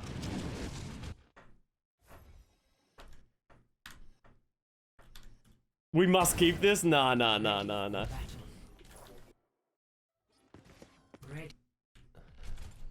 Ready for battle. Alright, let's go. We're in overtime, baby. It's where it all matters, right, Bo? Yeah, it's where it all matters. Bo's very excited about this. Alright, let's go. Ooh. So, Joust Fuel are gonna walk into the room. Look at the way that the Shock are set up. Joust is not ready for this play. Interesting, the Shock are gonna go early. I kinda hate that, but it works. No, do I hate it? I guess they don't have to overcommit onto it, right? Oh, Nero lost though. Nero lost the duel. That's unfortunate. I think if Nero lives there, they probably full hold here. But Nero getting punished, they try and go aggressive again. Don't have the damage. And that's going to cost them the first point. 30 seconds remaining. I actually don't blame the Shock for doing this, because last time they lost the first point was because they didn't play aggressive and Joust Fuel just got coalescence first, right? So, oh, I do not like this re-engage though. I forgot this happened. This is such a bad re-engage in my opinion. They have such a they have nothing going for them on this re-engage. I feel like this re-engage is so greedy. They have to use Beat and Coalescence to even get in the round. Does force out a couple of ults. Hanbin uses Bomb, Fearless uses Primal, but it's still gonna cost them, right? Doha even used. I think that was bad by Doha. Doha should not have used that. They could have very much used, like, they don't have either defensive ult. If Doha had kept that, they would have been very good. They would have been very good. But even then, Dallas have a very good advantage, right? They have an ult. They're going into the last fight. They're gonna get a beat. Fortunately, Smurf exists, and Smurf is kind of a fucking nut job. So let's watch. Let's just watch and enjoy this. You should have seen this already if you watched it on the weekend.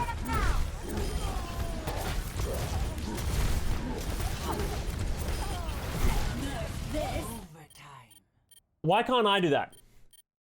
Why can't I do that? Every time I do that, I miss the first punch and then I jump past them and then it all goes apart from there. He just fucking perfect juggled like 20 times in a row. We all know that Custa Lucio would have been survived this. Not true. I would have been a 4 Lucio because I'm a bad Lucio. And then Smurf might have overjumped me. So maybe that's where my skills of not being able to wall ride would have really thrived, because Smurf wouldn't have known how to juggle me on a wall. So maybe I'm a 9 head instead of actually just a bad Lucio. Complete. See? It's all coming together.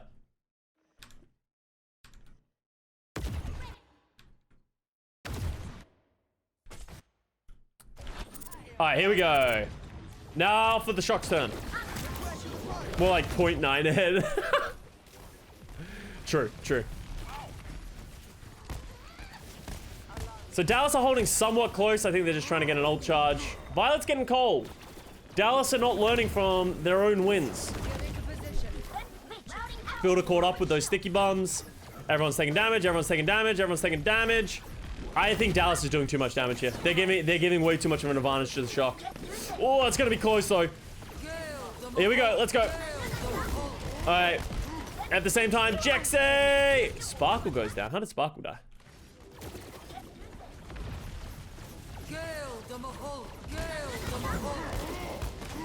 Oh, Sparkle just got a little too close to Striker there, yeah. Jexy's getting Kamehameha hard. Striker's fucking. Alright, that's the point. Ooh, okay. I think both teams kind of messed up their first points just by getting a little bit picked. Individual accountability right there. Striker doesn't give a fuck with his TPs, and that's the way you gotta play Reaper. You wanna play aggressive, force them to turn on you, and then that allows you to, because you have Wraith Walk, you can Wraith Walk away if you really do get in trouble. And that enables your Winston and D.Va and your Echo to just take so much space, because the rest of the team has to turn on you, because you TP'd into their face. The experimental changes are buffing this comp. Yeah, well, the question is, how valuable is this comp going to be once Reinhardt gets back in the meta? Once Tracer and Sombra get back in this meta, right? Okay, so the Shock are coming in. Shock have a pretty good advantage here. They are almost at Coalescence again. How do they lose this? I honestly think the Shock should have this.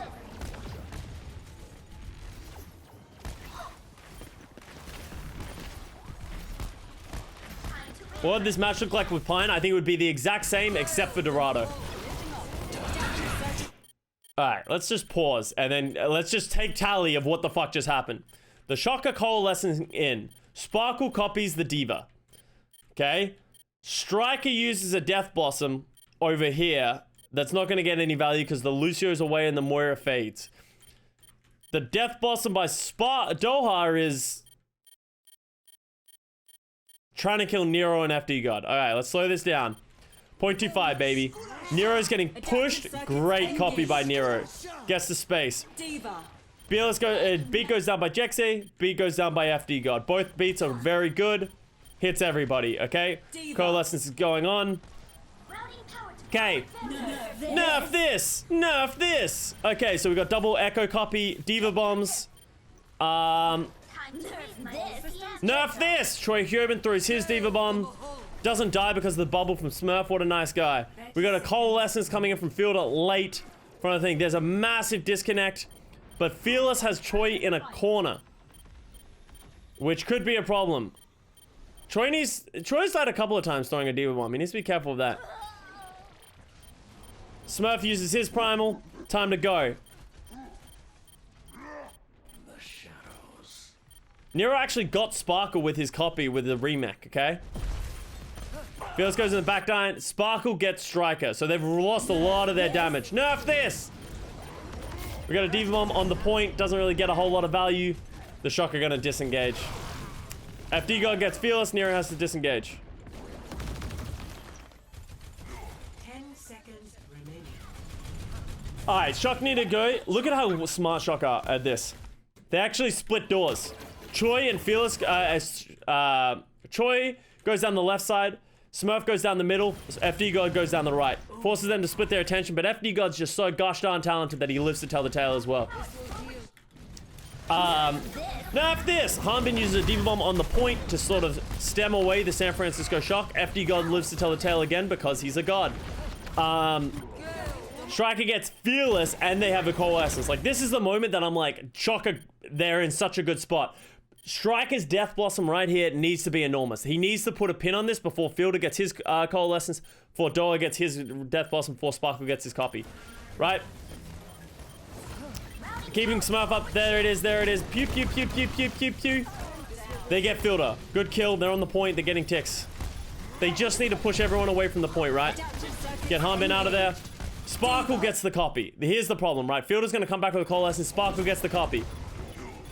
Nerf this! Loses his copy for that as well, though. Diva Bomb doesn't get any value. Striker's Death Blossom is okay, but the bigger one is Doha. Doha getting Violet is enormous. It is an enormous Death Blossom. He doesn't get punished for it. Fielder comes back with the Coalescence. Jexay kills Striker out of the Death Blossom. And from there, it gets really hard for the Shock to win this. And that is what I say when I talk about ultimates are the most valuable thing we have in this meta of the head-to-head. It's more about getting value from ultimates than it is having a player advantage, especially on a 2CP point where respawns are very close for the defensive team. So they just consolidate, they get their ultimates up again. Hanbin has a D-Bomb, Fearless gets a Primal, and at this point it's just the spawn distance for the San Francisco Shock is just too far away, and that's a draw. So Sag.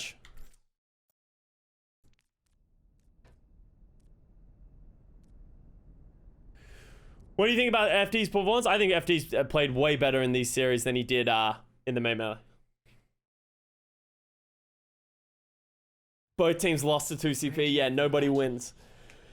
Nobody wins. Okay. So now we go over to Eichenwald. This is an interesting one. So at this point, it's still... I think it's 2-0 to the Shock, right? Attackers in 30 seconds. We get to see what happens, because the Shock put Violet in on main support. So this is an interesting one because Violet, you know, he can play the Mercy, he can play the Brig, but we have to see him play the Lucio. I think the reason they put Violet in is they don't think that they're going to play this Winston mirror again. I don't think they were expecting to play it on Eichenwald. I think they were expecting something different, maybe an Ana Mercy, like Echo style with an Orisa from the Joust Fuel, but Joust Fuel just like, fuck you, we're just going to keep playing this rush comp. So the Shock come out on the Orisa defense and we'll show how it works here. 3, 2, 1. Di Fiorentini? D, thank you very much for the Prime Gaming sub. Welcome to the fam. Hey. Nailed it.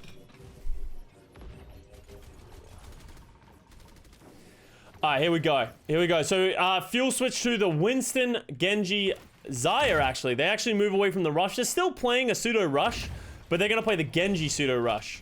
I don't think I like this. But let's see how it works. So, let's watch the Genji. Good dive. Striker's just a little too aggressive there. Good rush by the fuel. I don't think Striker needs to be that aggressive. Yeah, and it's just gonna fall apart from there. They lose a lot of their damage unless Nero just goes sicko mode, which almost goes sicko mode. It should just be the end of that. Take your medicine.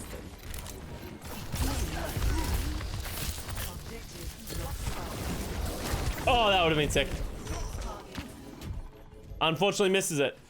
So now the Shock have a go vote. Thank you very much for the fresh sub. Good name. I like it.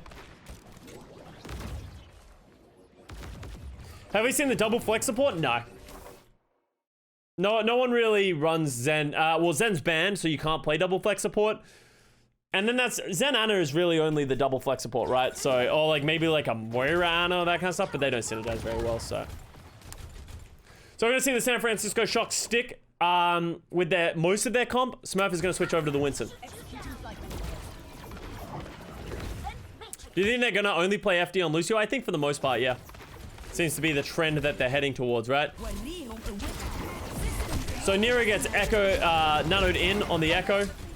Unfortunately, doesn't get a ton of value. Gets a lot of space, though. So now we're looking for the Sparkle Blade. Nano Blade, baby. What do we got? Tracy 0% pick rate now the last 2 weeks. Definitely needs a buff. Gets Twilight. Just murders him as well. Strike it down. Pretty good Genji value. Not the worst, not the worst. And I think Shock's comp is really hurting them right now. Like, I don't think their comp really... Like, we've seen this comp be very good in the past, but I think as soon as Sparkle switches to this Reaper, you can see Smurf is going to struggle to get any value. Feels like the tempo of the fuel is just too fast.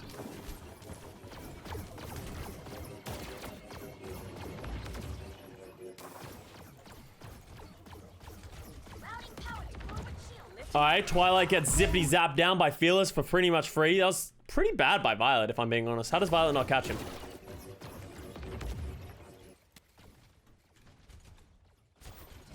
Oh, Twilight also fucked up. He missed a sleep, he threw his nade aggressive.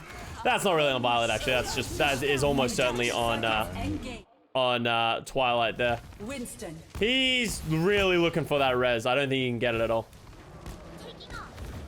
Oh, look at this peel, actually. Look at this peel on the fielder. Nero wants him so bad. Then he gets slapped. Sag. He gets out of the sleep, actually, funnily enough, because of the Echo copy ends. But yeah, Sparkle Reaper and the ults of the Dallas Field are just too strong right now. I think Nero's dead, yeah. Oh, they're just living on the edge. So yeah, and this is just so oppressive by the Dallas Fuel. I really don't like the Shock's comp right now. And now we're gonna see it, okay? Let's look at it. A lot of people have been asking for us to look at the Violet Lucio, the Vucio, as some people will call it, aka me.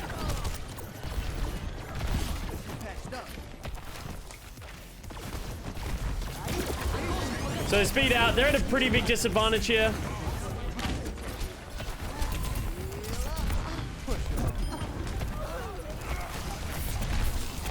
He just straight up murders Fielder.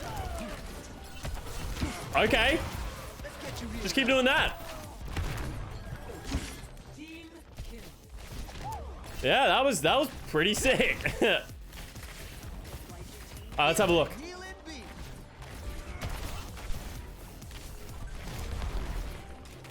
Better than FD. Let's calm down a little bit. Alright, speed engage. I like it. I like it. Kobe, thank you very much for the fresh sub. Welcome to fam. Build a pop? No, I really want to have a look at this Violet Lucio. I want to see how much I can... Do I like it? Twilight gets isolated again. Without Violet being there.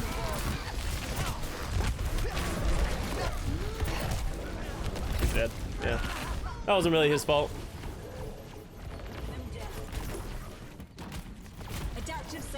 He's doing a pretty good job right now. Nero gets the Diva Bomb copy.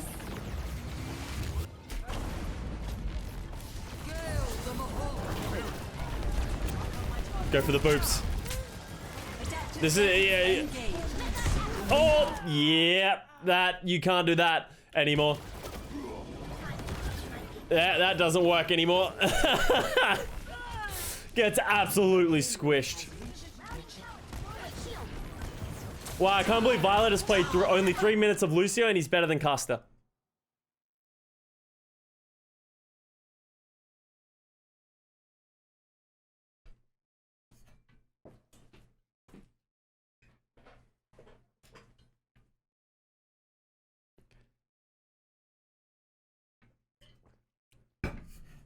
Words are hurtful, Liz. Words are hurtful.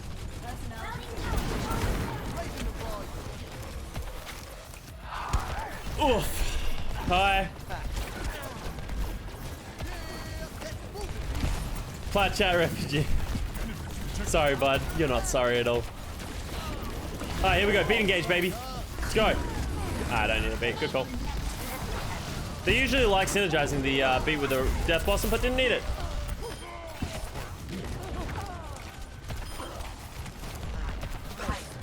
Seems good. He seems to have pretty good movement. Not the best movement, obviously, but he has very serviceable part of movement. Like, I would say he has the same amount of movement as, like, a few Lucios in the league. Well, that's outpacing Jaxie. I don't think ult charge is a good indicator because he's just, like, he might just be healing and healing and stuff like that, right?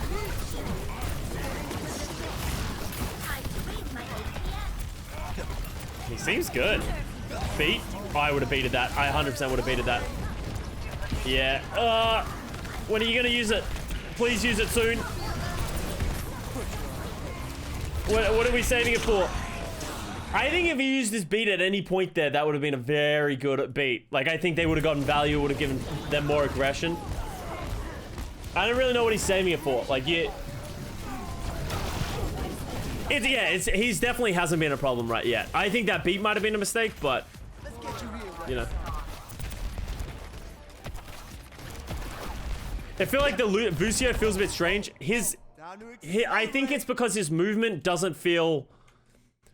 I want to say organic, if that makes sense. You know what I mean? It feels like he's actively thinking about hitting on walls and he's not really, like, moving with the team and stuff like that. And that's what happens when you play something that isn't your role. It feels like you can tell that he's actively thinking about doing stuff rather than he's doing it fluidly, right? He's not wired to know that this is how he wants to move, this is how he moves in this spot, this is how he's gonna go and stuff like that, right? You can see him actively making decisions as he's doing it, right? It's good, it's fine, but yeah, like, it's definitely not like, you know, we're not watching FD God here, right? Yeah, like, I don't think this beat is anywhere near as good as what it could have been before. Because they can just disengage from that, right? And they already have the copy. Oh, yeah. It's not great. I would definitely say that I would almost, from what I've seen thus far, I would say I would always prefer having FD God in. I think I would rather see FD God play the Brig Mercy if there's chance that he has to play the Lucio, rather than seeing Violet Brig Mercy if he might have to play the Lucio, you know what I mean? Ready for battle. What about going Mercy for Echo and Reaper? No, you need the Lucio speed boost. You need the pace. And that's what happened to the Shock in the first half of that, the first half of their attack on Iconwald, Dalsfield's attack. They were just getting outpaced. The Lucio just gives you too much mobility. Let's keep an eye on it.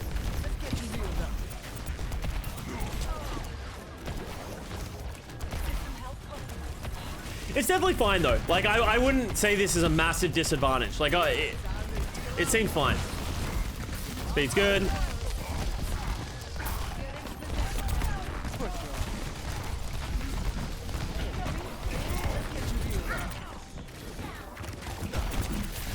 He's gonna die. Oh, he's good.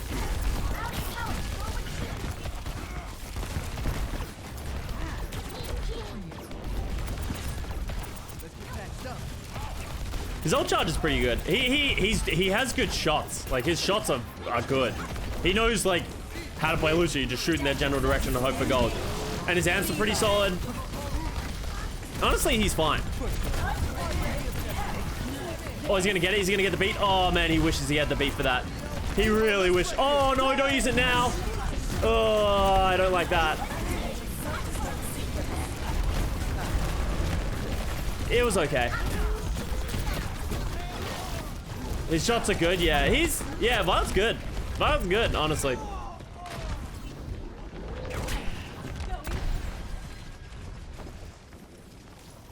Enemy radar contact. Yeah, let's move it, people. Lack of experience, yeah, just awareness of the situations and stuff like that just comes with time, but he's fine. Honestly, I think he's fine.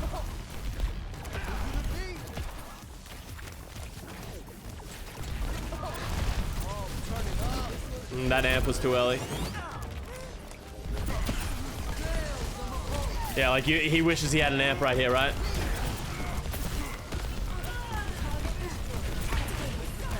Alright, Nero's turning this shit around. Yeah, I think he just needs to keep the Reaper in check here. There it is. Yeah, nice. We found him.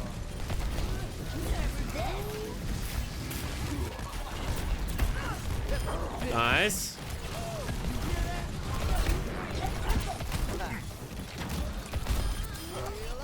Cuts to the shock. Looking at this, I'd be the third worst Lucio on the shock if I joined the shock.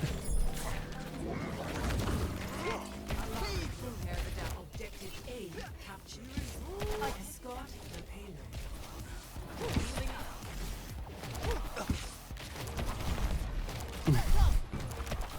Third feels generous. Honestly, Super did used to have a good Lucio.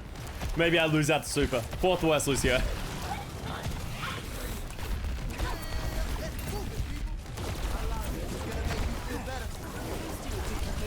Oh yeah, I guess worse. Yeah, you're right. The way I'm saying it. Oh, nice boot. There we are. We're rolling.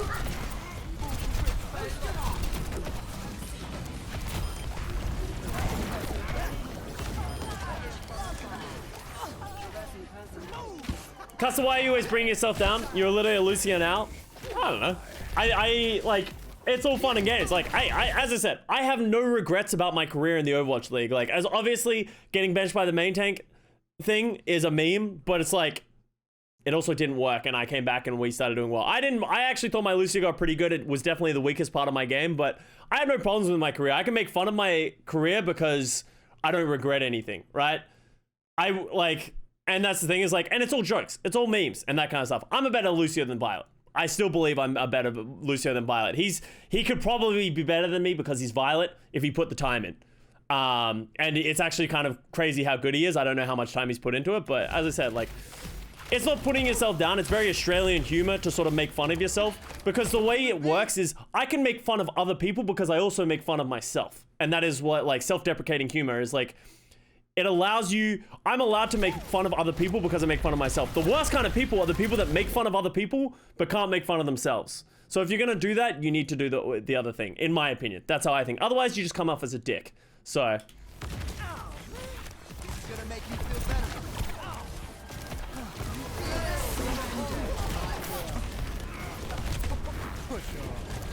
Beat. There it is. Lovely beat. Good timing. Yeah, Americans don't get that humor. It's a very Australian thing, so. He's in trouble. Oh, nice choice to just run. Striker goes down to that. That's pretty much all their damage. They're in trouble. Well, like, look at that. That's clean.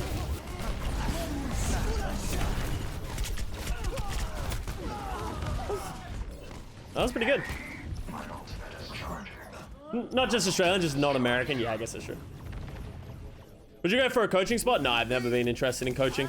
There's not enough money in coaching, and there's a lot of hours, not enough money, and not enough glory. You can get cut at the drop of a hat. You have to deal with a lot of issues. Yeah, I gotta do that kind of stuff. You have to be really passionate about coaching and wanting to better play other players to go into that role.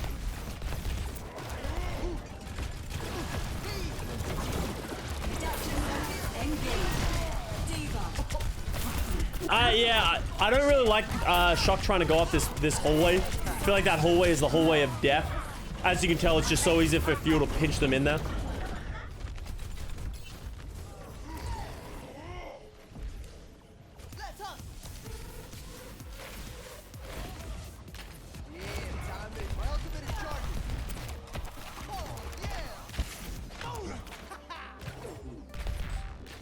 Alright, here we go. How did the Echoes manage to survive with the Moira Lucio? Here's what you do, okay? Be an Echo. Shoot in their general direction. Get copy. Play dumb aggro. Copy the Diva. Throw a Diva bomb. Get another Diva bomb. Throw that Diva bomb. Get knocked out of mech.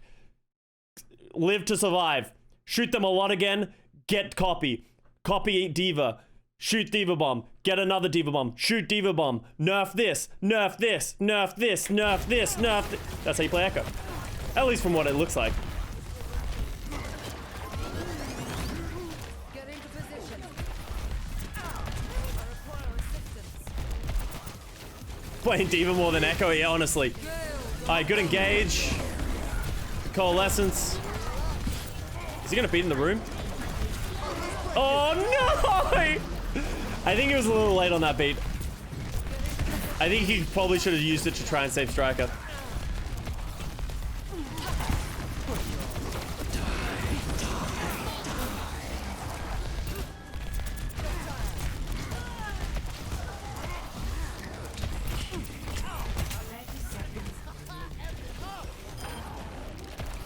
I'm gonna answer your question after this map, Checky.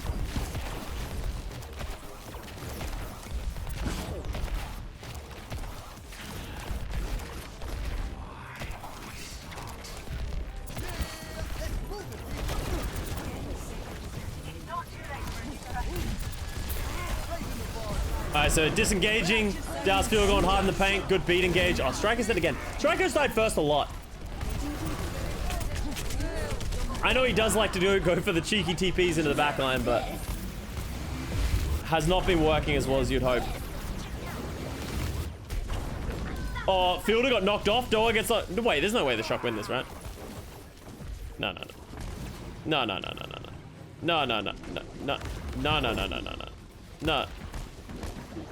Really? No. No. Done. Not bad. My thoughts on the Violet Lucio? Not bad. It definitely needs time of just like learning a lot of the just as I said, it feels clunky. It's not 100% smooth, but he has the mechanics. He understands how to play Lucio. He's fine. Like I would not say Violet Lucio is a throw, right? Like it isn't. It's fine. It's not FD God Lucio. It's not going to have some big plays. It doesn't feel like it's going to have massive impact, but it'll be serviceable, right? So that's good. As for serviceable, yeah, absolutely. Yeah, moving on. Someone did have a question about hero bans and why hero bans aren't implemented like we have Rainbow Six Siege. It's actually an interesting thing because I was a massive advocate for hero bans about 2 years ago, year and a half ago. I really believe that hero bans, in going from map to map or match to match, hero bans would be good for the game. I've actually moved away from that position after looking at hero pools from last year, where we changed it every 2 weeks. The biggest difference between Rainbow Six Siege, League of Legends, Dotas, all those kind of games that have hero bans is the game, there is so many agents or heroes or champions or whatever the fuck you want to call it that do the same thing, that banning one thing doesn't completely change the entire flow and the entire strategy of the entire game. It changes little things here and there, all that kind of stuff. It changes some of the like macro strategies that the teams are going to do, but it doesn't fundamentally change everything. Overwatch does not have a big enough hero pool that has a diverse thing of like some heroes do the same things just slightly differently. That what happened in hero pools was when you took some pieces out, the game completely devolved. And teams couldn't adapt and improve fast enough that made the games shit. Like the games were just shit. No one was playing good Overwatch. No one was doing it. Everyone was just doing whatever the hell they could to win a match. And we didn't get these really refined, great plays from the great teams. Maybe in the future we have more heroes, there could be a good thing. But for right now, I don't think it is good. And I've actually backed up heavily on my position on thinking that hero bans would be a good thing. And there are other solutions to solving stagnant metas.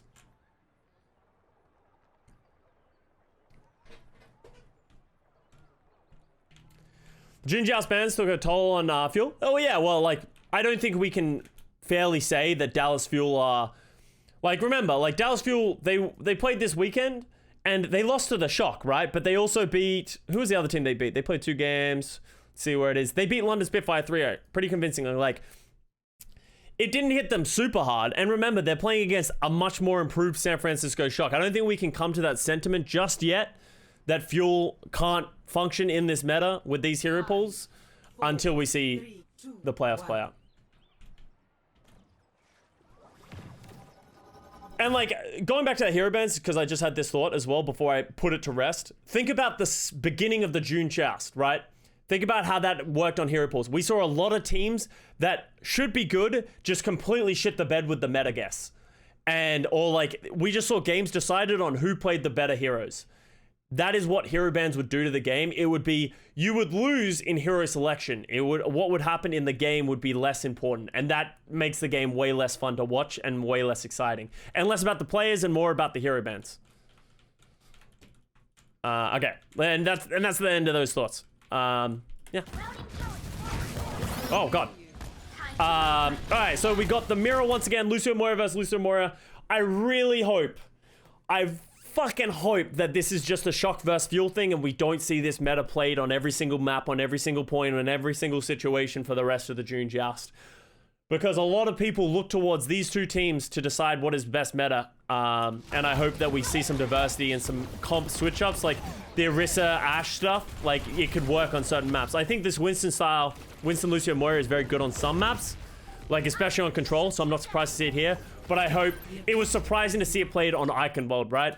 So, we hope. I find this meta very hard to watch when you're watching it 100% speed and an overview. Oh, baby. Good boot by FD God. And going back to talking about Violet Lucio, this is something that Violet would never do. This is the FD God diff. That is why he is signed on this roster. That is why he is great. And that's why he should be the guy playing the Lucio. Oh my god, Nero's alive. And he kills Doha for that. That's ridiculous.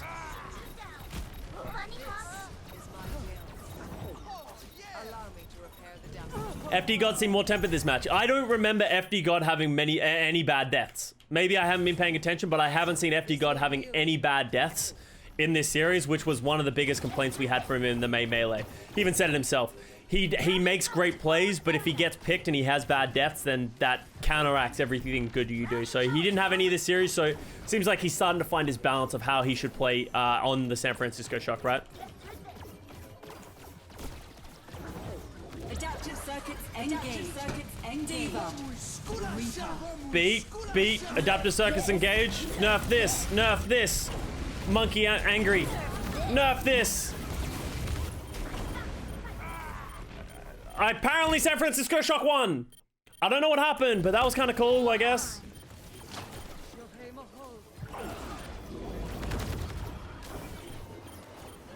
Oh my god, wait, how are Dallas getting away with this? What is happening?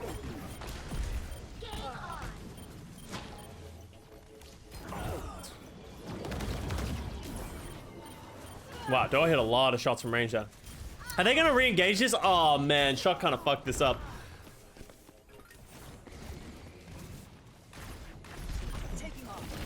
Looks like they still have point control, which is fine. Do you like this meta? No. I think I hate how chaotic it is in situations like that.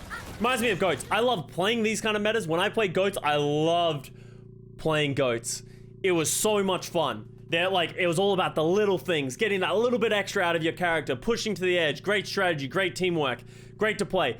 Awful to watch. I really hated watching GOATs, and as much as a lot of people look back at GOATs with rose-colored glasses, being like, GOATs, wasn't that the perfect game? It was really hard to watch GOATs. It really was. You couldn't understand. It was very hard to understand and see the differences in the game of why one team was winning, unless there was just one team was drastically better than the other, right? I love watching it. Yeah, I think a lot of people these days will say they love watching it. And I think with how long it went on for, a lot of people learnt how to understand what is going on GOATs over time. But at first it was just chaos, and it was chaos. Even for the teams and the players. Like, we played the game wrong. You want to know, like, one of the things that, like, I still remember Valiant fucked up so heavily on GOATs. I'm getting off topic, but I'm just going to do it. We're going into early GOATs. For the Valiant, we had this discussion. This is one of the discussions that ended up getting me benched because I was disagreed with it so much. Is we believed that the way to win GOATs was to break the opposition Reinhardt's shield. I wanted to justify map control was the #1 way you won. If you could get high ground and you could get map control, that is why all the Lucios are playing on high ground. That's why all the Zayas are taking high grounds. If we could get control, then the shield isn't as important. But no, we practiced for so long just trying to win the shield war, and it costs us so much. And that just goes to show, like, how teams can misread metas. That wasn't misreading the meta, it was misreading the strategy of the win conditions of GOATs. And yeah, so that was like a weird thing that happened there. And like a bunch of other teams made mistakes as well. Rhea from the Hangzhou Spark was the first person to coin playing the hyper aggressive diva in GOATs as well. That's why Rhea always has a spot in my brain. I remember scrimming against Spark and Rhea just kept killing our backline. Piss off, Rhea. Still makes me mad because he was the first person to start playing hyper aggressive as D.Va, knowing that teams didn't want to turn on the D.Va. And he would just rush the backline every time and he would flank over and over again. So there were so many evolutions of GOATs that made it really cool. And Sinatra was the first person to start playing hyper aggressive on the high ground as the Xayah. And that they made the Xayah the hyper carry. And that's Shock read it best. And that's what won them the championship. So. Adaptive circuits engaged. Adaptive circuits engaged. No, D.Va. Nerf this! Nerf this! Shocker just all over the... Oh, that boop was almost very good. Joust are getting good picks. That was a good boop onto FD God. Gets him killed. Striker dies. Going aggressive. I think Shock can still win this. They should commit to this. They have the ults. Yo, Jared, thank you very much for the fresh up. Welcome to the fam.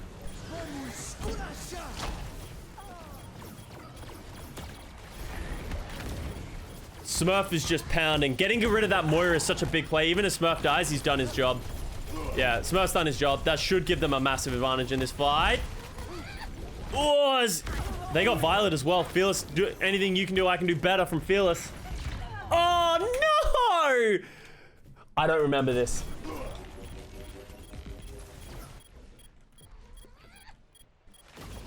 Time to raise my APM.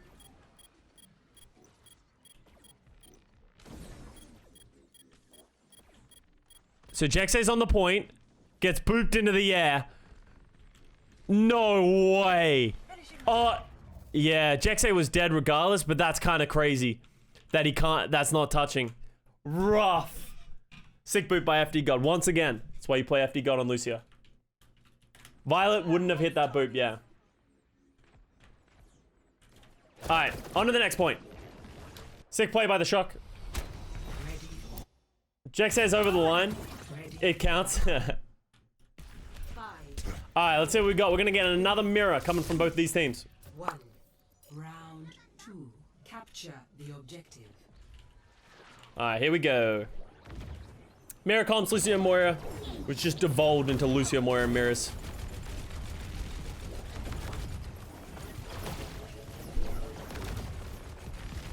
Wobble wobble, motherfucker. Soviet Forks, thank you very much for the fresh sub as well. Welcome to the fam.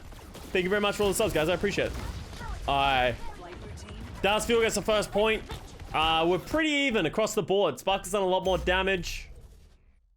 Alright. It's going to come down to both teams getting coalescence. I think Shock just give up the point here and then come back with coalescence once they're healthy. Okay, there it is. Isolate Fearless. Good kill, good kill. Yeah, good play on the Fearless. Rushing Fearless. Just look how much damage. Look how much advantage you get being the first team to get coalescence, right? If you can kill them in the window before the opposition coalescence comes out, you just get... It's just such a big advantage. Oh, I'm surprised Sparkle committed that. Yeah, I don't agree with that. Choi gets his... The FD God gets the beat. I actually like for FD God and Choi. I think Sparkle, he should have just given that up. Nerf this! I don't know why he threw this way as well. I don't think it matters because the fight is over, but Doa definitely should have thrown it this way. I don't know if he forgot which direction his team was.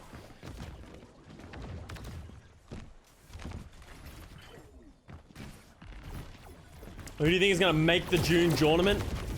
It's really up in the air. There are so many great teams. Like, I don't even know who's going to make the 6 qualifiers, right?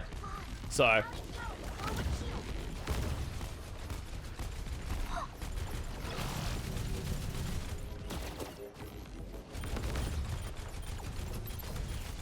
Adaptive circuits engaged. Okay, adaptive circuits engage. Nerf this. Nerf this. Systems checked out. Okay. I don't know what's happening. I really don't know what's happening. Nero kills Fearless. We got coalescences coming up from both sides. Are we still in the meta experimenting? I think the meta is starting to stabilize. I think we're ending on this meta. The Reaper Echo, but also some of the Orisa, I think, on certain points. Big bomb by Hanbin. How did 2 people die to that? I swear, it's just FD God and Striker dying first. For the Shock, every now and then. That landed on Striker's head. There's nothing he can do about it. Oh! FD God just couldn't get out of the way. That was a good bomb by Hanbin, though.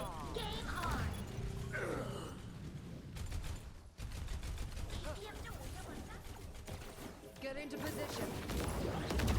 FD got booped, yeah. Alright, here we go. Shock literally just blew their load to live through that. They got the beat and the div bomb coming up, but Dallasfield also did. Sparkle needs to go pretty enormous with this Death Blossom.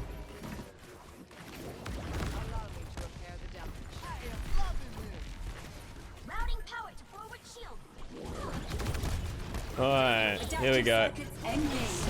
Good beat by FD God. I think it stems the aggression of Doha on that copy. Nerf this. Nerf this! Oh! Did Smurf get hit by that? What just happened? Nerf this. No, he didn't. Aye, lives to tell the tale, only to die to the diva. I'm back in the fight. It's so back and forth, dude. Alright, so Dallas gets the cap. FD God gets Hanbin, but that should just be the point. Please don't use ultimate shock. Trying to hold this. Just wait for your monkey. Adjusting It was inside. It was actually outside the bubble. The Winston was inside the bubble. Dude, I gotta pee so bad. Shock, I'm gonna need you to win because I need to pee so gosh darn bad.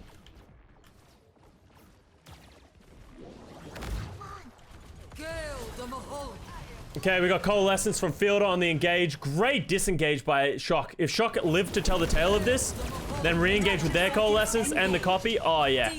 Oh, yeah, it's all coming together. Good counter beat by Jexay.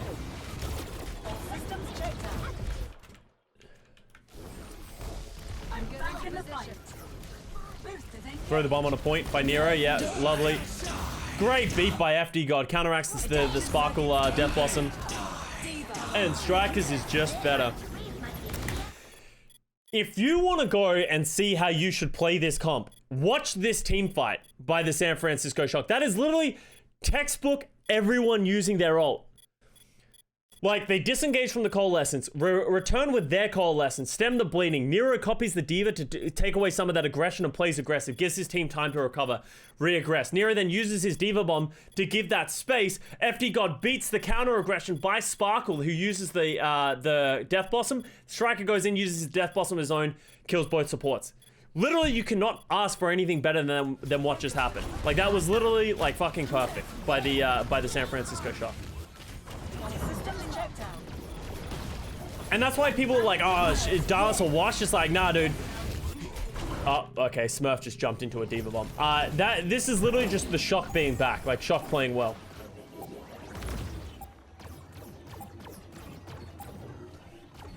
Jexay gets booped, trying to touch. Good job living by Shock need to get this Coalescence on grind. Dallasfield don't have any ultimates. They need to get to the Coalescence. They can't lose. They need to live until Fielder gets Coalescence. Like, that's all they need to do. Just live. Time to raise my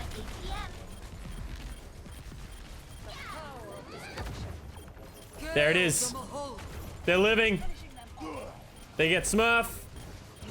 Big.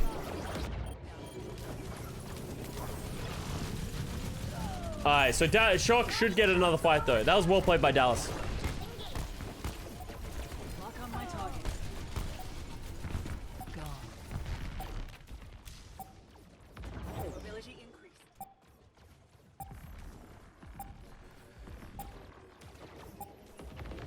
Alright, here we go. Beat engage from the Shock just to get into the fight. Wait for the team to come. Sparkle ult is pretty poor. Doesn't really get a whole lot, but he doesn't die for it, so that's kind of a win for Reapers. Good beat by Jexay for the Dallas Fuel. Devon's gonna split them, but Violet is dead. Nerf this! Oh, I get Striker. That should just be it.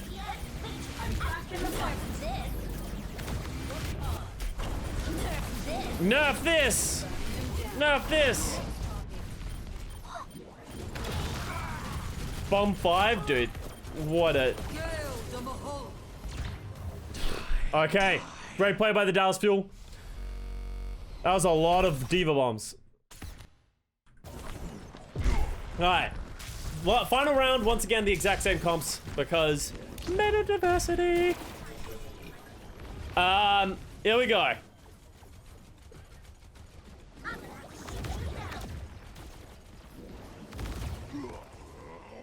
Doa gets Smurf off the bat. Good play by Dallas.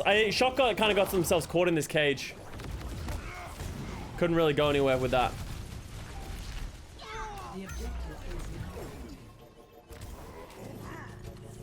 Alright, Dallas wins the first fight. Easy dubs. Smurf just makes his mistake and gets punished for it.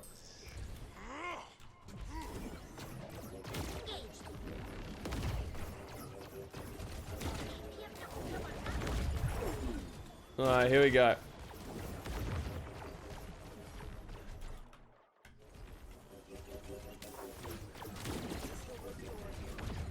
Alright. Shocker taking the space. They're gonna get Coalescence. Fielder has the Coalescence. I wonder if Dallas is gonna aggress with their Coalescence or if they're gonna wait for Shock to do something. It looks like they're waiting for Shock to do something. There it is. Diva. There's the copy from Doha. Nero gets his copy a little bit later. Diva. Nerf this, nerf this. Oh, that bomb was bad by Nero. He does get Doha out of his copy, but it wasn't really a threat to anyone else. If Nero can get another bomb, nerf this, nerf this.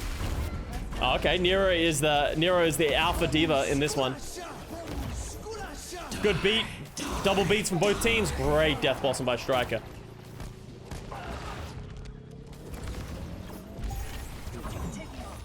Fearless didn't get beat, yeah. So I don't think that was the big changing point though. I think that kill from Nero with the Diva Bomb was enormous. So and then Striker goes on to put the nail in the coffin. Between Dora and Sparkle, who do you think is a better Reaper? I have no idea. I honestly have no idea. Reaper's a hard one to see.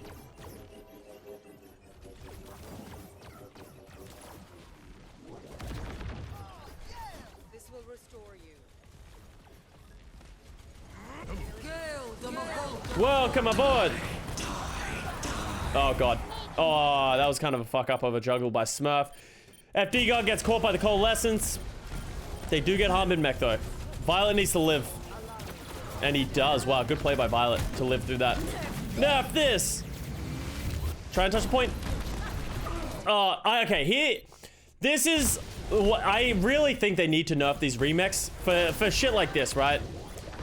That you should not be able to one-shot a Reaper by this. Like this feels like so cheap. You know what I mean? Sparkle is so healthy. And he just dies. Like it should do like 100 damage. 150 max. Feels a little ridiculous right now. Please nerf it. Blizzard. In the wise words of Diva, nerf this! That cost them so much. Like Dallas will probably win that fight if Sparkle doesn't die there. The radius is also insane, yeah. Or add damage fall off, yeah, 250 damage in the middle. That goes out towards like back to 50 damage on the outside. I think that could be a good change.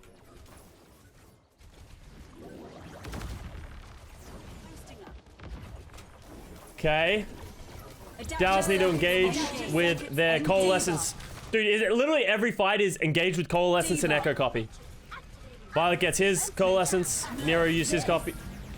Ooh, that's a bad bomb. Sparkle goes down. Nerf this! Systems checked out. Welcome aboard! Nerf this!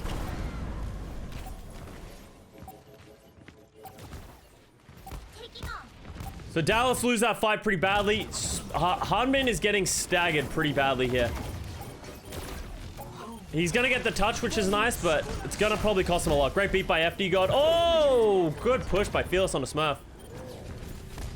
I don't think Shock wins this fight. I think you give this fight up. If you can get any other ultimates out of fuel, that's a win. Nero getting Doha.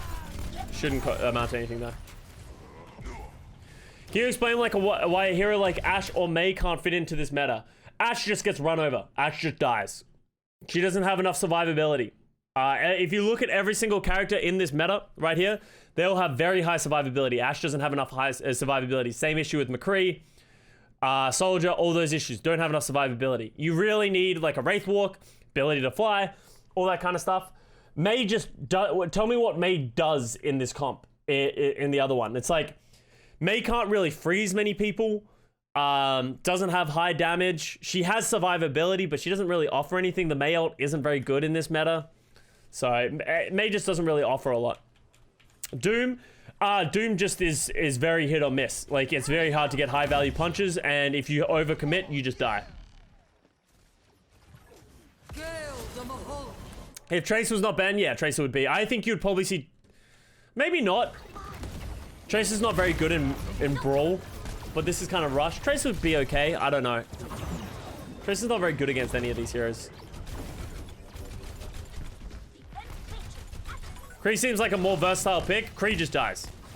Kree's too easy to overrun. The Wraith Walk from Reaper is too good.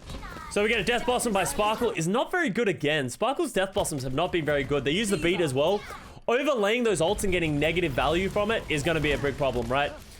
So now they get their copycat thing. Nerf this, nerf this. Look at how much this splits them up. Doa goes down. Just not very good last fight by Does feel. It feels like.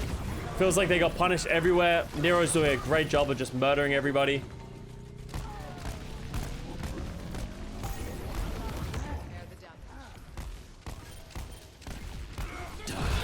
Good Reaper ult. Just zoning everybody out.